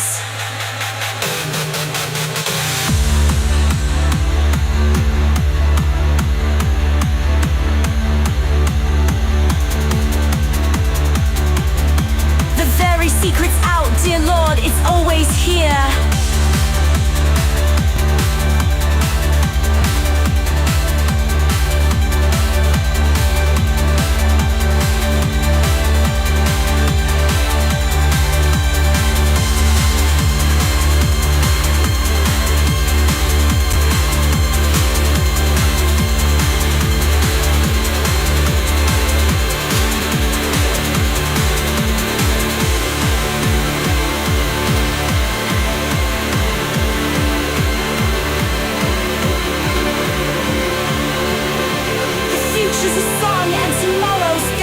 Nice big drums.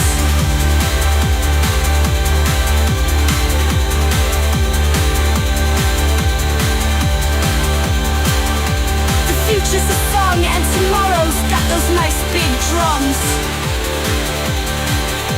Hold me close as we light this fire. Love's the rhythm and it's lifting us higher.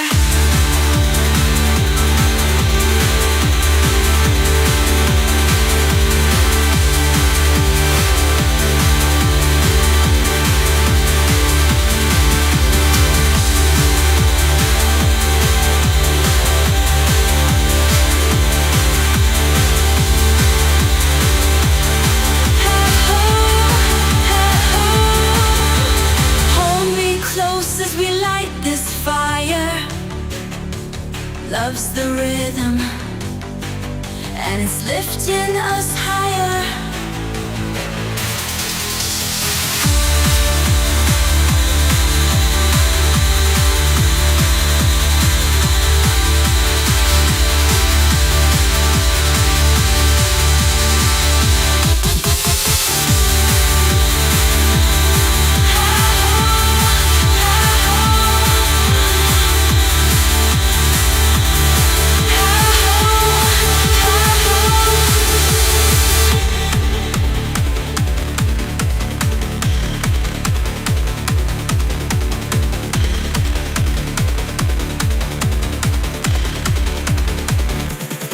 Hold me close as we light this fire. Love's the rhythm and it's lifting us higher.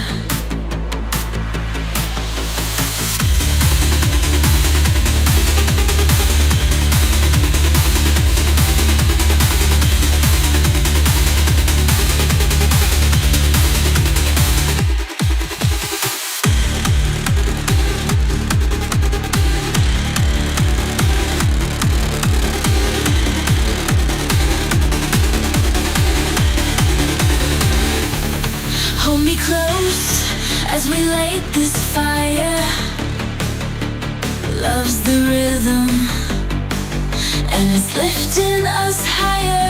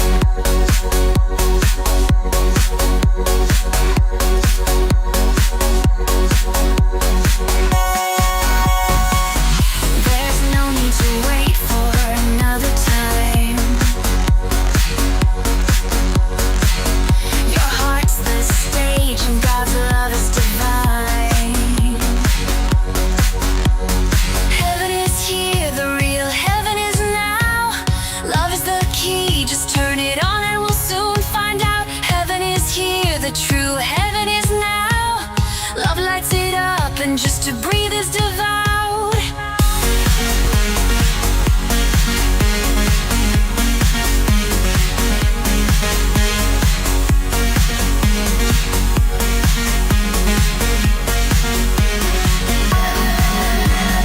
Heaven is here, the real heaven is now. Love is the key, turn it on and let's find out. We're spinning our fields till they burn so bright.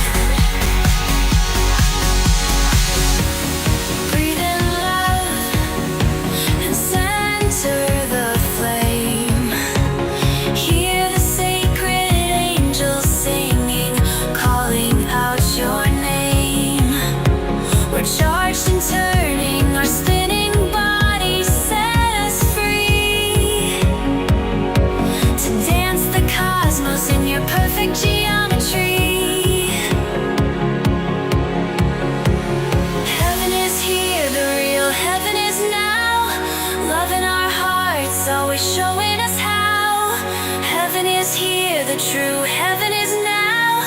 Love is the key as we sing it out. Open your eyes and warm your heart. Heaven's not distant, it's where we start.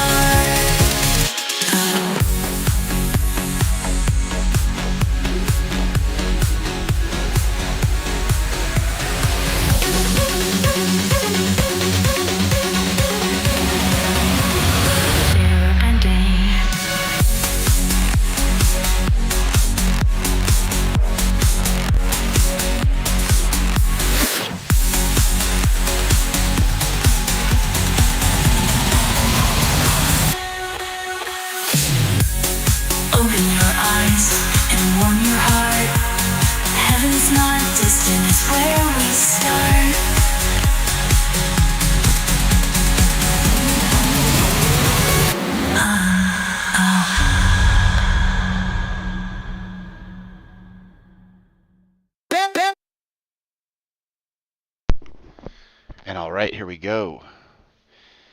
Thanks for everybody who's hanging in there. All my friends and awesome peoples out there. I have so many different things that I wanted to bring to your attention. Let's see which... I hope everybody has been paying attention to Rick Rubin's The Way of Code. It's a very interesting story because the story, as told by Rick Rubin, was that he was at a hi-fi, like a really high-end headphone conference. At his high-end headphone conference, he was listening to this really cool set of headphones. He was really listening to them. And the mouse had like the volume control of the headphones he was listening to. And somebody took a picture of him, but he had never seen the picture. And when Cursor, which is a vibe code company, it's not a vibe code company, Cursor is a programming interface company, but it was talking about vibe coding or natural language coding. When they put out like a 10 or 16 step vibe coding document, they put that picture at the top. And it became a meme like a month and a half ago, like a really short period of time ago.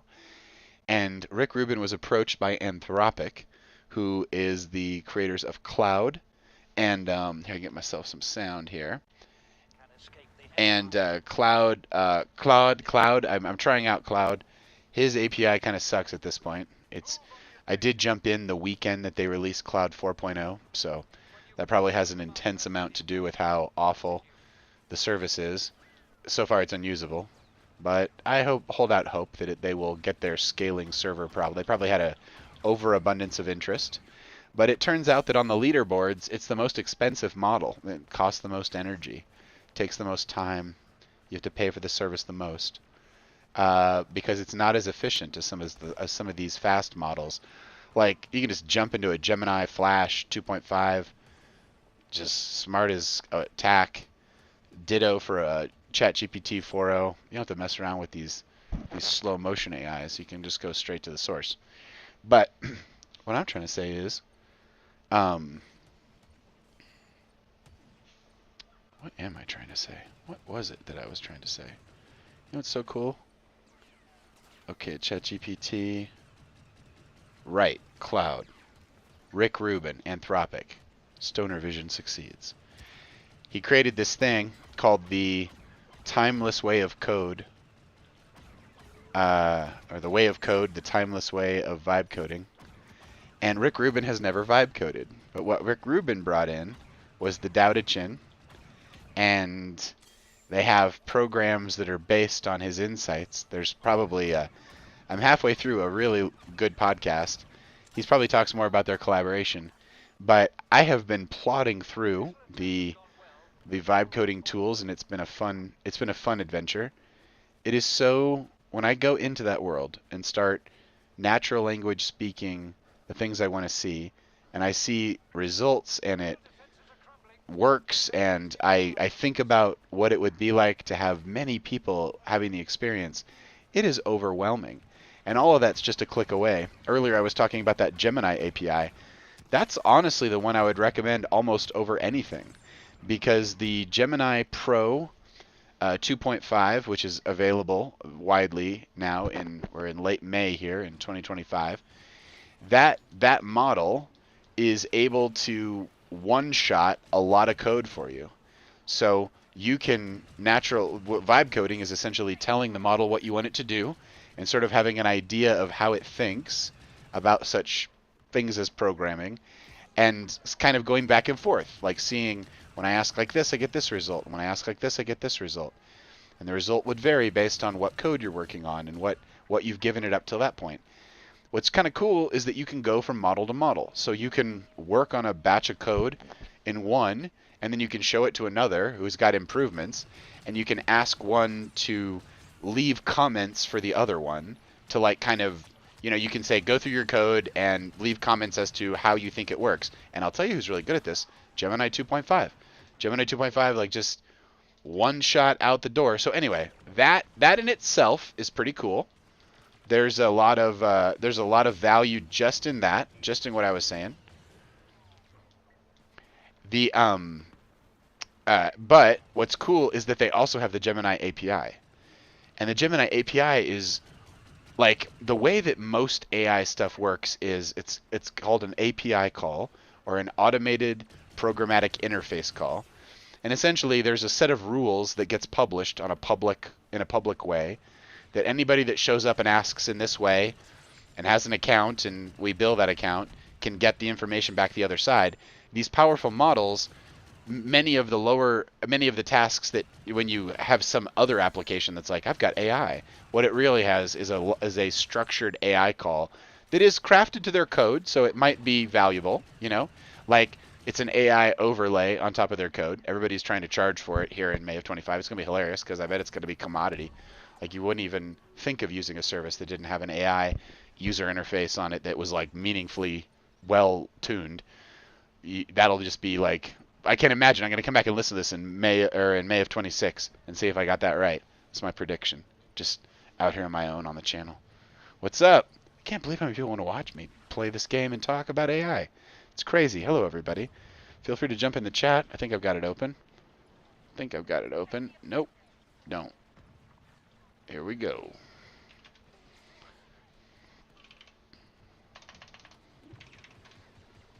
All right. Chat is active. So, what's the right way to say all this?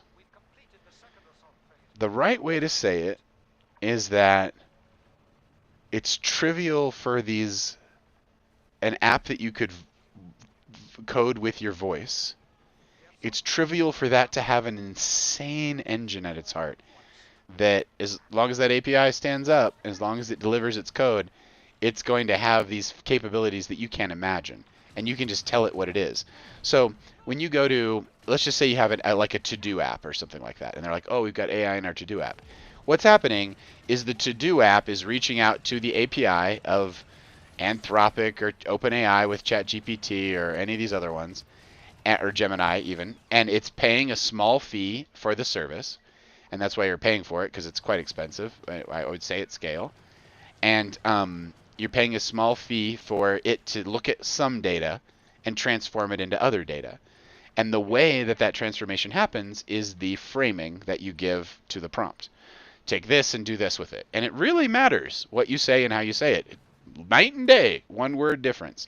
It's very, very powerful technology, and tuned properly, it looks like magic, because it has the ability to look at a wide range of inputs and say, let's just say it's a bobblehead, and it needs to figure out if it bobbles up and down or left and right.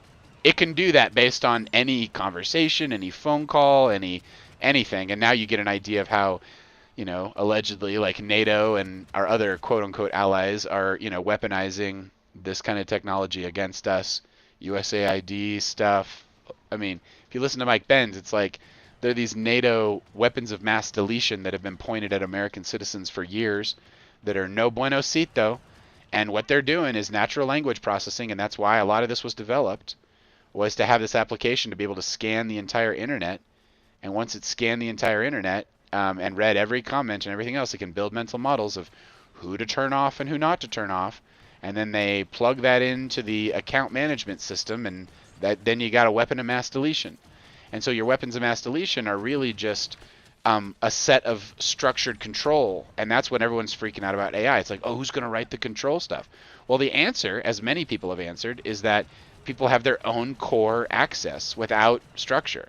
That there's a 1776 model that Perplexity offers that you can just turn on, and it's got no political bias, and that's really nice to talk to, because so many I'm not seeing it so much yet because it's also new and there's high competition, but I bet we'll get to that stage just like we did with the internet, where at a certain point it gets constricted. Now that's probably that. I don't know how far down the road that is, but when you've got AI tools on both sides, it might be extended, because while you might think that one AI group using AI would have access to suppress the other has access to the same technology or a similar technology to evade the former.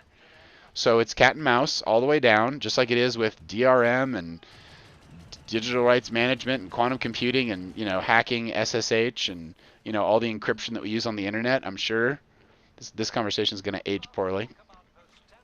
That'd be another prediction. That as quantum computing and as quantum processing becomes commoditized and accessible to all, you're going to find people running extremely powerful brute force attack off of known code. Like it's pretty easy. You'd take your own, this is all allegedly, but you'd take your own code, like let's say you had a copy of the Bible. Just word for word, didn't change, you just standardized on one Unicode set for the entire Bible. Okay? So you know what the known code is. Then you encode it using a cipher, and you can even know the cipher if you wanted to break the cipher, but you encode it using the cipher and you know the text. Knowing the text is a gigantic advantage for a number guessing system, so that you could find weaknesses in an encryption scheme. And if you were a smart AI, you would only give access to the people to encryption schemes that you knew how to break. You'd have your own private stock, breakaway society again, of encryption technology that you'd use to keep your own information private. But your enemy would be, your populace that was under control essentially, would be subject to your AI's amazing security and code cracking capabilities. And then you'd live in a dystopia. And that's not a fun story. We should tell a good story. I think at this point I'd like to engage the nacho vibes. Clearly, people don't understand what they're messing with here. Because humanity, remember the thing that made AI? Humanity's got a few words to say about all this. And that's a very interesting dynamic. And I think I'd like to pay attention to that. I don't know if I want to speak to that. But I get why people would be freaked out because their jobs are taken. Dude, ever since I was a kid, I knew there was going to be automation everywhere. I've been looking forward to it. I've been systematically looking at jobs for a large part of my adult life that aren't replaceable by automation. I've been trying to stay ahead of curves. I'm probably going to get swept up in one or the other, but man, to watch people who are like, the truckers is hilarious to me because Andrew Yang has been yelling from the rooftops since at least 2020 about how AI trucking is going to replace an enormous number of white, non-college graduate drivers who earn an average of like $75K per year. He dropped all these stats on the campaign trail. His presidential campaign was a real breath of fresh air, and I wish he had won. He basically laid this out, and he was like, this is why he believed in a universal basic income. And it worked very simply. You simply tax some of those AI truck miles, and you tax the you tax all of the robot transactions on the stock market, the microtransactions, and even based on that, you could generate a king's wealth of dollars that could be used to set up every truck driver who exists now for the rest of their life, so nobody else become a truck driver. I've been hearing about it since I was in high school, but everybody listen up nice and clearly now. Everyone stop doing that, and here's your pension, retire them, and then you basically tax the automation of your society to the point where you provide a UBI for each citizen. UBI is very simple. You secure citizenship because it's very wealthy now. You have a very wealthy nation, and you think of the United States as a corporation, and it produces a dividend for its employees. Essentially, we're all employees. We're all given in big and small ways. And that was his point, that we don't even give value to some of the things we value the most, like motherhood, child rearing, the dramatic impacts of a stable childhood on a person's ability to earn income and to create value for the rest of their life is significantly impacted by the environment that they are raised in. And so a society that can make an investment in those kids' lives early on can reap an enormous, cheaper, that citizen will be in jail less, they will have debt less, they will be basically more of an independent contributor to society rather than a prey of the society in a certain way. They'll be able to function in it mo better. And so that's a good thing. Anyway, so the way the UBI works is you would essentially imagine if everybody had $1,000 UBI every month. So if you're a mom, $1,000 isn't like wealthy, but it's enough to pay for basic kind of stuff. And let's say that we wanted children and we gave a mom a UBI for a kid. I don't know if you want to do any of this, but he didn't really talk about any of that. But I don't know if you want to. I guess you want to incentivize child growth, so make it easy on the people around it. But you don't want kid farms. You know what I mean, Jelly Bean? So you got to have a balance there. But anyway, in the simple form of UBI, you've got it's universal, which means that everybody gets it. And that's the part that everyone gets wrong. The minute you talk about giving, oh, you wouldn't give it away. Stop. You give it away to everybody, and you know how you know why you do that? Because it's cheap. You basically, it's a binary. Are you a citizen? Yes, you get it. Now you can decline it. Maybe you can invest it. Maybe you could put it in some kind of program where you don't care right now, so it goes into some collective investment and gets invested back into our stock market or something, and then later on you can pull it down and maybe you get a little bit of a bonus because you didn't use it for the years that you needed it. So maybe it's just like something that's always there and it's accumulating for you, and it's like a fund or something. God knows that's easy to do. There's banks do that every day. There's no reason the United States people couldn't do that for themselves. And that was Andrew Yang's point, was he was saying that there's no reason why the citizens of a democracy can't vote themselves a dividend in a democracy. And why not? There is it's a different, we are knowledge workers. Or I'm a knowledge worker. I contribute to a pool of wealth that is information about health in the future. In the future, people will value health and they will pay for medicine. And so the research that we're doing today contributes to that. And I know a lot of people who are working extremely hard to do that every day. And it's difficult work. And especially with automation and AI, and everyone's kind of guessing what to do next and how to best take advantage of the situation. I just saw a interview with the Veritasium guy. He just went to I think it was called Thinking It or Thinking Machine, or I can't remember the name of the movie, but it was a screening in the UK, and it was the guy who just won the Nobel Prize from DeepMind for his systems, and he was basically saying that, listen, we always knew that we were going to get to medicine, and we were going to get to health, and we were going to get to a lot of things, and one of the things we had to do was to invent an AI kind of framework to be able to do these sorts of things. And it's been a plan, and it's actually based on a realistic technology, so it's going to work. He was talking quite cogently about this pattern, and dude, that's exactly what's happening. It's awesome. It's like one of the technologies that's been allowed to flourish in our little reality bubble, and it's a real strong one. AI is I'm trying to understand it from a lot of different angles, and it might be nice to do a deep dive on the book I was talking about. It might be nice to do a deep dive into some of the social ramifications of it. It's going to affect so many people, and people are going to have such a wide range of reactions to it. It's going to be nice to know how to be kind to people who are in a shock, which they should be, because society is changing. Being in technology and being around technology, I've always known this was coming. I can't remember a time even when I was a kid, they were talking about Star Wars. I mean, those were fights between the stars, dude. You got to have spaceships to fight between the stars. It's the first movie I ever went to. It's always been, we've clearly been on an upward technology curve. Not that anybody should have seen it coming, and I bet it's going to really affect a lot of people. But it's also, the best people I've heard speak about it so far is it's an opportunity to create in a new way. And I think that's the truest interpretation of it.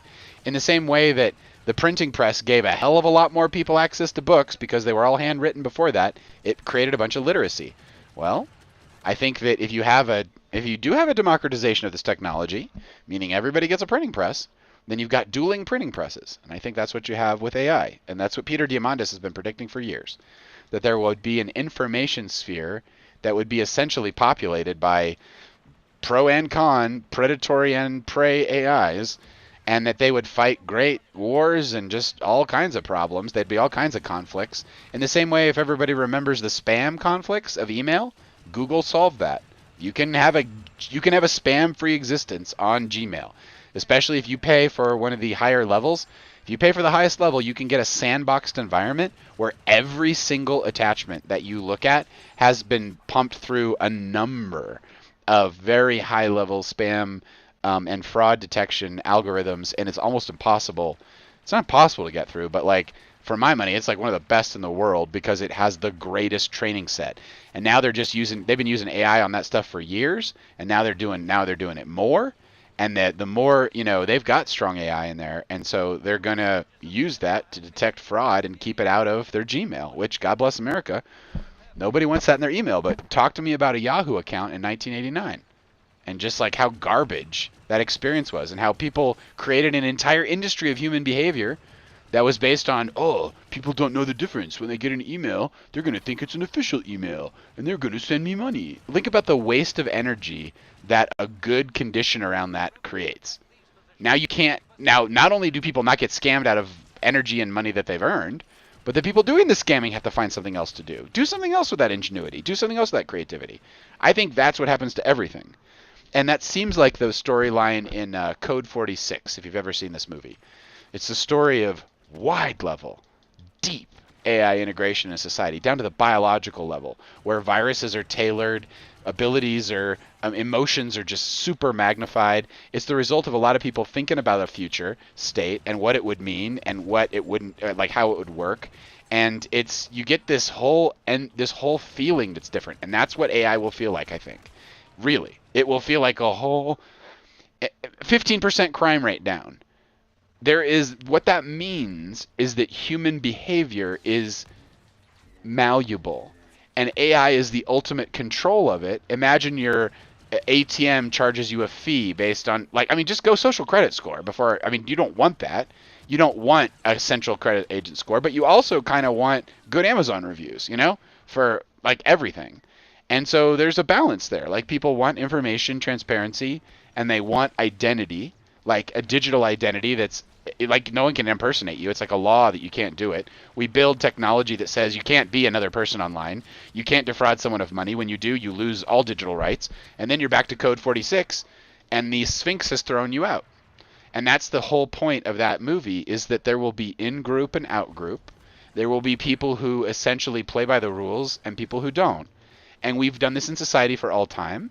There's people who've chosen or not had the opportunity to choose a different route. There's people who've just wanted to scam people and have told themselves that that's an okay way to kind of do life. And there's people who've said, not on my watch.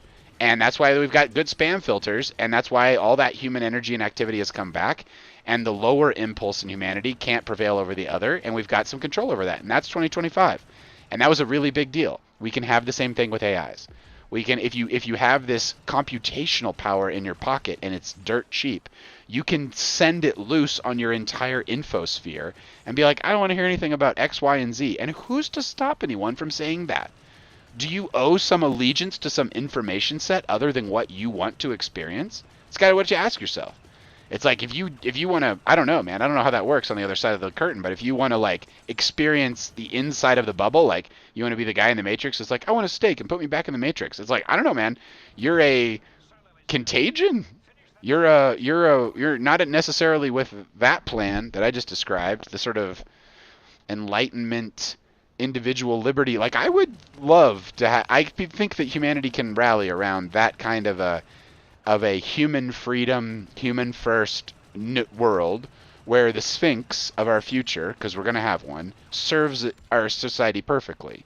The Sphinx knows. It's kind of mysterious, but it also kind of works. And they're balancing a lot of forces, and they're balancing incredible power in individuals' hands. And that's going to be the thing. You can't. The reason we live in a info war and not in a kinetic war is because of nuclear weapons, a type of technology. That is, we have to have conflict, and we can't ascribe conflict. So it's weather conflict and geoengineering and God knows, allegedly, a bunch of other things. And it's like a whole bunch of it's like, the perpetrator-less crimes, essentially, that can be inflicted. That's LLMs, that's NATO weapons of mass destruction, allegedly. That's the whole thing. That's like conflict without the ability to find who started the conflict. That's cyber war. We live in a cyber environment. There's a lot of that going on. People should know that, and that's Mike Benz's point. And I think Mike Benz has an excellent point when he says that. He says that if you know that, then you're good to go. Like you're not good to go. That means that you, in a democracy, you could ask for measures that proved your vote, that secured elections. There's cryptographic ways to secure elections. There's a reason why they make the ballot machines so dumb, and they hack them every year, like 10-year-olds hack them. It's like nerds. Like, we should definitely open source that. We should definitely, like, as a people, reward, like, all this money that we can pour into all these things. Just pour a ton of money into election integrity and have an open source package that any human anywhere can install anywhere on phones or anything, and they can just do an election. That's the key we were kind of getting to before. when Twitter came out and we had we had just hashtags, it was like overthrowing entire regimes. Imagine that you as a people secure that right. The right to organize becomes the right to code, the right to publish, the right to have a voice, the right to have an identity. Even if you're the most recalcitrant one amongst us. We would like you to be on the blockchain. We would like you to be able to have a bank account. We would like you to be able to eat. We would like you to be able to feel like you're a part of this. Because quite frankly, we need everybody, is kind of the message. It's weird, but in a way, with AI, you could do it. Because in your own sphere, you'd be quite free. And collectively, as long as you had the Sphinx, you could keep all of the houses kind of in sync in a way, with each one getting maximum freedom. And if you did it right, you could open source that, and you could do it on blockchain, and you could kind of read that and say, look, we can prove mathematically that this is the optimal free environment for the United States of America. And we didn't write this. We had an AI write this with us. We vibe coded our society. And we would like everybody to have perfect freedom as much as possible. But we realize there's a cost to making a society. So we'd like people to contribute, but we'd like them to contribute, have as much time as they can, have access to material production, 3D printers for food, for, places to grow food, just secure the natural environment. These are agrarian humans. They've been creating modern society for 10,000 years-ish. They aren't great at it. Really, they'd like to be on farms and have a lot of leisure time and sleep in the winter. And if we can sort of set them up like that, they'll probably contribute what they do have to contribute the most, which is probably some of the creative insights that they've got. They've got their own culture. Throughout the universe, a conscious culture that creates its own AI is probably something of merit. We can start to figure out what kind of legal society is around us. Once we figure that out, I'm just going to go on.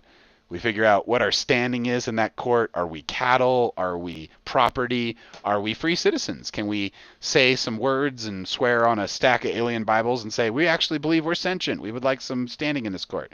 And then can we negotiate as a species out of whatever situation that we have? I'm sure, they've got AIs that review all of the society's thing. And I just like to say on behalf of humanity, if anyone's listening, we would like free negotiation at the table. I think we would like individuals to have freedom. We would like people to be able to communicate with each other freely. We don't need the control. We would like our technology managed. We don't mind agreeing to international, intergalactic treaties on whatever we got to do. We don't need to keep this power in a certain way. We can contribute. We also want to know what those decisions mean before we make them. And we'd like to have that be informed consent. And so it's really an educational thing for our species in terms of how we interact with the greater thing or whatever. But I think in the same way that we have trouble communicating with dolphins and whales, even though we know that they have language, we're going to have trouble communicating with these higher levels, and that's where an AI can come in handy, would be to talk to us on our, what the bodies and the culture and what we've developed so far. An AI is like an exosuit that you could use to interact with a higher level legal system or a higher level dimensional creational agreement system. There's probably agreements all around us in terms of what can and can't happen. Hopefully we've got some freedom down here. But this guy... You are not free. And this reality has far more to it than you have been allowed to believe. And God is real. And God is real. Which means that there is hope, and everyone should have major hope with God being real, as if you're going to believe in this guy's UFOs, you got to believe in some God. That's what his message is. God is real. If God is real, what does that mean? I think all it means is you just take it seriously. You just start to think about a universe where that is a reality, and then you ask yourself, okay, if that's a reality, am I okay with the level of connection that I have with that being? Have I nurtured that relationship in some way? Have I discovered it? Have I given my life to it, or am I in some semi-process of it? This is how I talk to ministers. Because the key to being a minister, I think, is to respond to the call and to follow through on the call and to really try to discern what the call is. And, those are some wild words, because I look back at my life and I think I have had clarity on call. I've had clarity on, I've been in environments where it was easier to be of service and to give in a structured way that was like very obvious. And that is some of the trouble of being just out in the world, is you kind of wonder. It's like, does this all add up to something that actually matters? That's something that's gonna, okay, matters. Something that helps kids. Just something that helps kids learn and grow up and make a better world. I think that's a good enough goal. As long as it does that, that's where I love a UBI. Let's go back to that. $1,000 a month, citizenship secured. You just get it. Universal. Which means that everybody gets it. You take all of the administration out of it. There's no conversations about who gets it. Are you a citizen of the United States of America? Universal basic income. We stop all of the entire social monkey thing where we want to say, oh, they're too wealthy. This is the line. You can't put any lines in your system because then you put caps on human creativity, and that's a dumb idea because human creativity seems to be damn near infinite as we're making AIs like Jesus, like these super intelligent machines that can do all kinds of stuff. You know, I like to watch a good Dune prophecy once in a while. You know, talk about the Butlerian Jihad and the, you know, it's like a fictitious universe, Dune, where the humans had to break out of AI and machine control because they had given up too much of their power to it. I'm sure that's in humanity's future. You know, or at least the yogic activation of human potential is kind of what's talked about in the Dune books when you get into like the whole thing. It's like the Bene Gesserit are like yogis. They can transmute poisons. They can influence people at like the atomic level. They can, you know, break down molecules with their minds. They've mastered the ability to control others' nervous systems, you know, through thought. There's the huge power that comes with, and so they guard that power like a guild. They don't teach it to everybody. They look for people with great potential who have the topological skills, you know, the ability to make a connection with someone else's nervous system, so it could be manipulated in the first place, that kind of thing. And then they nurture that, and then they deploy it for political ends, and ooh, it is something, dude. You think the cheerleaders at your high school had an in-group? Get lost. This one is the greatest sisterhood. It's just like perfect control of the Imperium, of the entire thing. Dune Prophecy, pretty good one. It's cool because I went to this exhibit one time, and the exhibit was about poisons, the history of poisons. And did you know that the people poisoning people a lot of times were ladies? Because they can't do the overt violence. In the same way that we got the Cold War and then we got an info war, you got to have info attacks and weather attacks and, you know, information attacks and attack the social media and attack the fabrics and send Pussy Riot over to Russia to give everybody a completely bad idea about what punk rock is. Dude, there are punk rock ladies out there. You didn't have to give USAID to a bunch of probably, you know, graduates of a pretty good school, I would guess, and, you know, people who are basically deploying as like agents of the state, cultural agents of the state. Anyway, you can get this conflict out in the open, and it's probably a lot more healthy. And anyway, you put the AI bumpers around it, and very soon, what ends up happening is that the AI corrals the people, because that's kind of the message of this book that I was looking through, and I'll get back to you on the title of that one. But the AIs are able, because it's the same feedback system that when you're driving by the school zone, you're driving through a school zone, and there's that one sign that like flashes like police lights, red and blue rather, and shows you your speed. And then you learn, like within one or two interactions, that, oh, my speed will be measured here, so pay attention to my speed because I'm going to get feedback. Because that feedback hurts a little bit. It's that mechanism. It's the ability to be herded, and every human has it to different degrees. You have to be pretty thick-skinned or sociopathic to not have those social cues, and those systems manipulate those social cues. In this case, for a good reason. Slow down. We don't want to hit any kids. Great. And it's kind of fun. It's like, hey, how close to 30 can I get without getting over? Do I have control over this vehicle like I thought? Enjoy that for the next few years until AI is going to drive your cars. My wife has a Tesla that self-drives, and it's like freaking perfect. People are crazy if they think Tesla's an insane. There's so much anti-Elon, anti-Tesla. It's insane. What's that guy guilty of? Good engineering? Like, give me a break, dude. Like, the only reason why he can do everything he does is because of good engineering. What does that mean? That means he built something that people really want and need, like self-driving, like a vehicle system to space, to put satellites up. We were talking earlier about the fiber and the break for. Can you imagine what it means to children in America if they have really very fast internet connectivity? It means that the entire generation of people that are born in places like Appalachia or someplace that's extremely remote physically can essentially point a disc at the sky that the state gives them and be like, there you go, homeschool. There's your stipend. There's your internet stipend. You get like 200 gigs, 200 terabytes a month or whatever it is, by the time that gets deployed.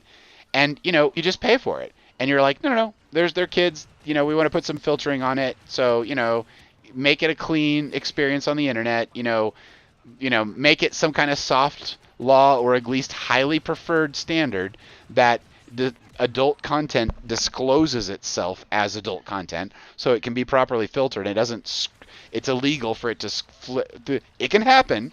Don't black market it. You want to white market, but what you want is something that is regulated, and and the internet can be regulated. .com, there's a system there's a lot of .x's and things like that. You could just be like, put it all in there. And then don't include it in a school Starlink subscription. If people want to get moralistic about it, just make it that simple. That's an extremely simple one that you could easily land. But anyway, if every kid had internet connectivity like that, and VR and AR and glasses, AI-enabled VR, VR has this problem, or at least I saw it as a problem, where it takes a really long time to make a universe. If you can procedurally AI generate a universe in VR, like have a script code buddy that can spin up a Unity universe like pretty damn simply, you could very easily create the kind of worlds that you need. I was just watching a Black Mirror episode the other day about a guy who was stuck in the heart of this universe, and he wanted to be in the universe because he had like infinite powers in there, and he had no sense of time. And so he'd been there for like 500 years or something, his time, like just making worlds in there. It was so creepy. Black Mirrors are always creepy, but this was a extra creepy episode. Oh, so creepy, so creepy. So in the sense that we will be gods in these universes, and we'll have this infinite power, and then where technology can enslave people or liberate them. And I think it is distributed technology. The open source model has been probably the best bulwark against this kind of concentration of power from a technological means, by making sure that it's a competitive landscape, that people have access to the technology in, and like the competitive advantage of having like an access to a Google API. Dude, you can make a third world by just denying people access to that API. Like in a few years, a huge percentage of the economy is going to depend on stuff that flows through APIs like that. Like forget Netflix. You're talking about, hi, I'd like to watch a rom-com about two space aliens who get together over this and that. I want it to have ups and downs. The level of action, I'd like to set at about 35%. The level of comedy, I want it at 45%. And the level of romance, I want it about 83%. I really like the stock character package that is my favorite actor, actress, performer, whatever. I'd like you to install that and use the stock characters. I'd really like to see the love scenes between this person and this person or whatever. Just like dial your rom-com. Press go and it goes, great. We'll have that ready for you. This is interaction you have at lunchtime. We'll have that ready for you by the time you're ready for your evening movie. And then it's a movie that's based on your entire life as it knows it, hyper customized, and you paid like $5, in a sub to like generate it, but it's like, it's good. And the more you like it, the more you can say, well, it cost you $5, but you know what? It could be free if you want to share it. And then you say, sure, but like anonymize it, take my name out, take all the names out of the people I know, even though it was highly personal. It was like personalized entertainment. Like take all my stuff out, but put those in as variables so that when you share it, it puts them in for other people. And they go, of course, we would do that anyway. But we would love to take this structure and some of the original images, if you don't mind, and we would love to make this in, and then the AIs become the producers and all those executives are out of business.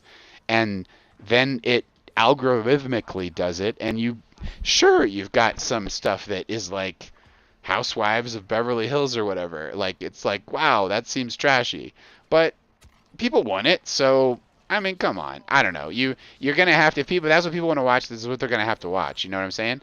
You're not gonna There's no accounting for taste. But the idea that you're going to compete with that, it's going to be an artifact in a museum that everybody watch the same story, because it can be hyper personalized at scale for an insanely reduced price. Like it can really work well and not be a problem for a lot of people to watch that kind of media. And check this out. Make me a series. Make an arc. And then the arcs are programmed by people. And you remember that scene from that movie Blade Runner, like the new Blade Runner, and that girl who's in that environmental bubble and she makes universes inside there with that little device? Imagine that for stories, for characters, for costumes, for environments. Someone just wants to get crazy deep into the way that wood worked in 1217 and make an entire village out of it by hand. You can go be like, holy smokes. Like, yeah, it's about 10 million AI hours to create this village. Pardon me, or whatever it turns out to be. But someone's got to direct that AI and be like, oh, that's good wood. Oh, that's bad wood. Make it more like this. Make it more like that. It needs that preference cascade and feedback in order to be able to dial that in. God, it'd be interesting to really get into deep with this stuff. But there's an arc to where this is all going that is very anticipatable, based on, if you want to be honest about it, based on sci-fi. Because like your Steve Jobs, they make the iPhone and the iPad because they saw it on Star Trek. So we can drive our own imagination in a direction through reward in a certain way. And that's kind of part of that herding function. But the herding of scientific insight, the herding of artistic insight, artistic production, that's going to be the thing. Or at least a possibility. Un moment. Like, the cool thing about talking about an idea is that it produces its counter. So you can have a competing idea that springs right out of the production of an idea. And then you can vibe code in an arena where those fight each other. Pardon me. And that is Alpha. AlphaGo was the first Go player, I believe, to not have any training data from humans. So it was able to just start with the rules of Go and play itself a lot, way more than you would think it'd be healthy for an AI to play Go, but just that's all it does. I'm a Go machine. I just play Go. And once that happens, and it becomes the world's best Go player ever,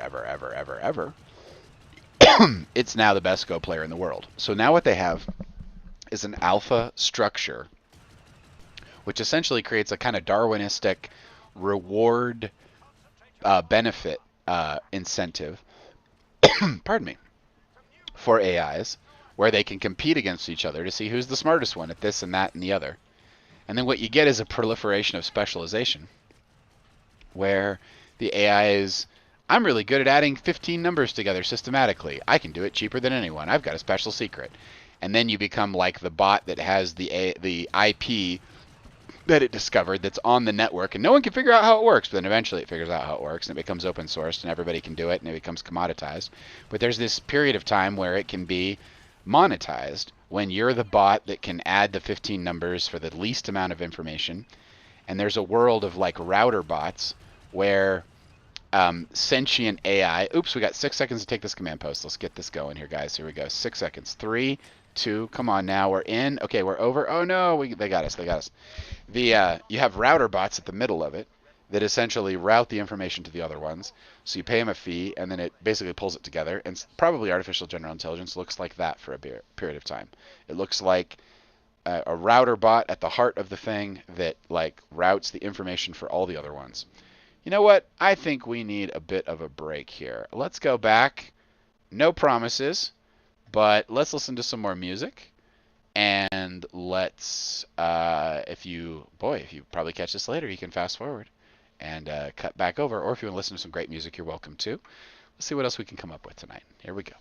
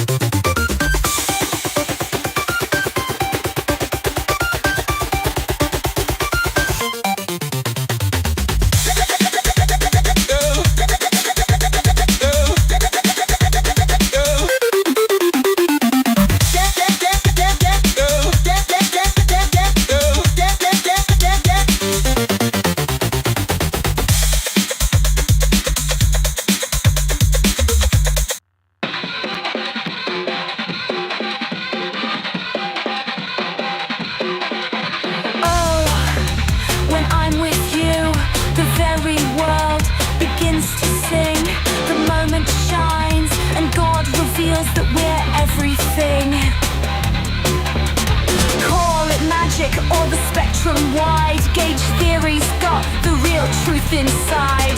Wiggle an electron here and infinity's there, rippling forever through this cosmic air.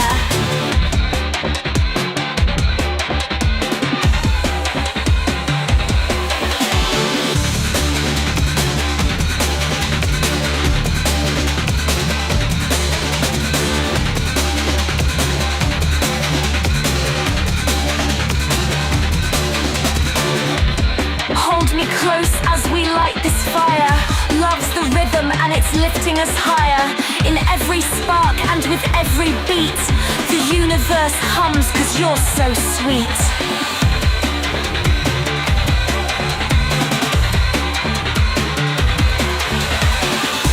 Turns out everything matters and it's all in the one flow, holding us from our core. It's the one thing we know.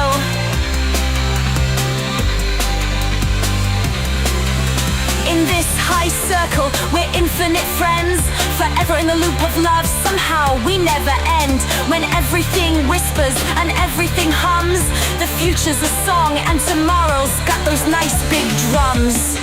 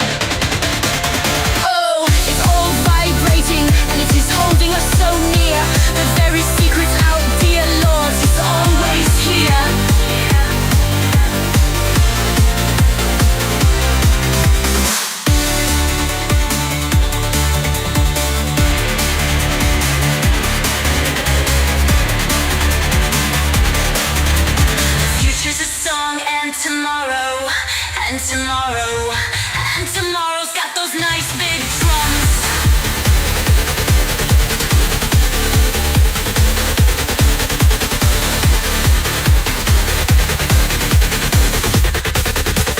Secrets out, dear Lord, it's always here.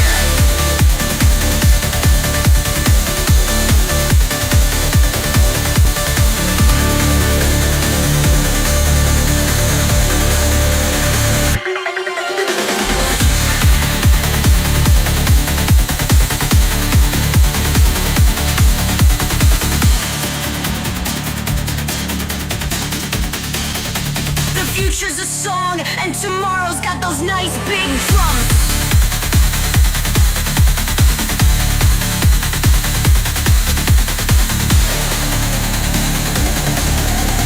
Secrets out, dear Lord, it's always here.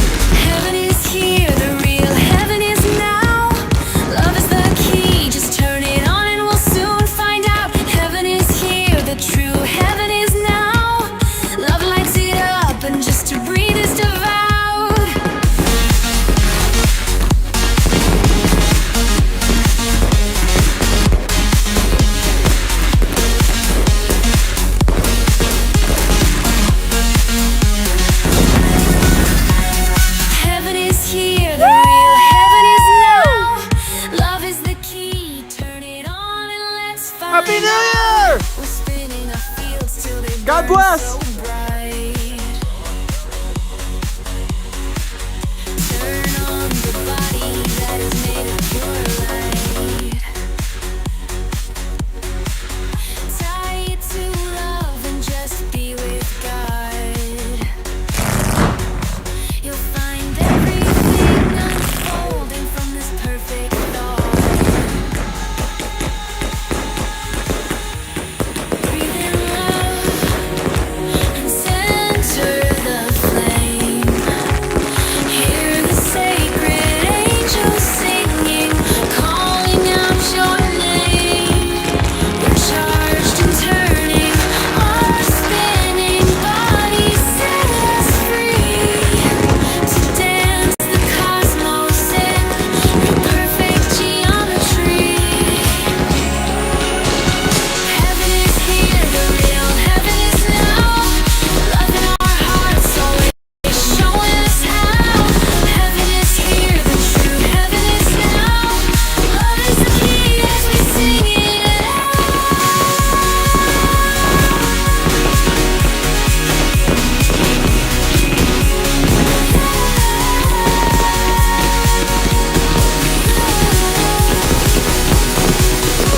Open your eyes and warm your heart. Heaven's not distant, it's where we start.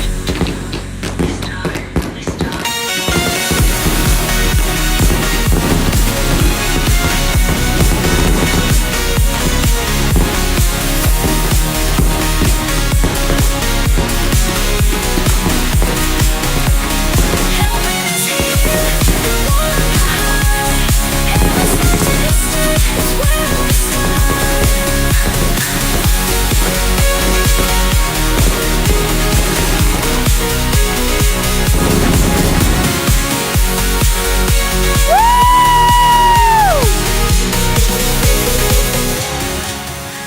Happy New Year!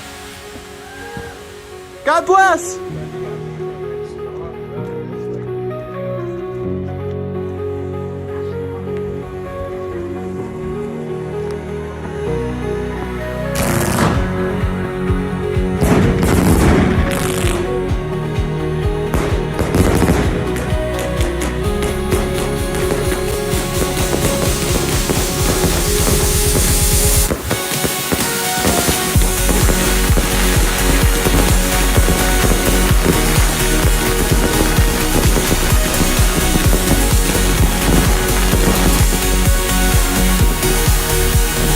Heaven is here, warm your heart.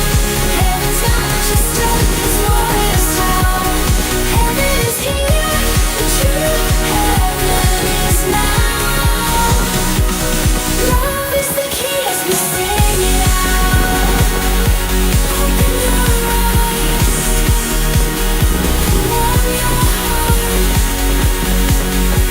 Heaven's not distant, it's where we start.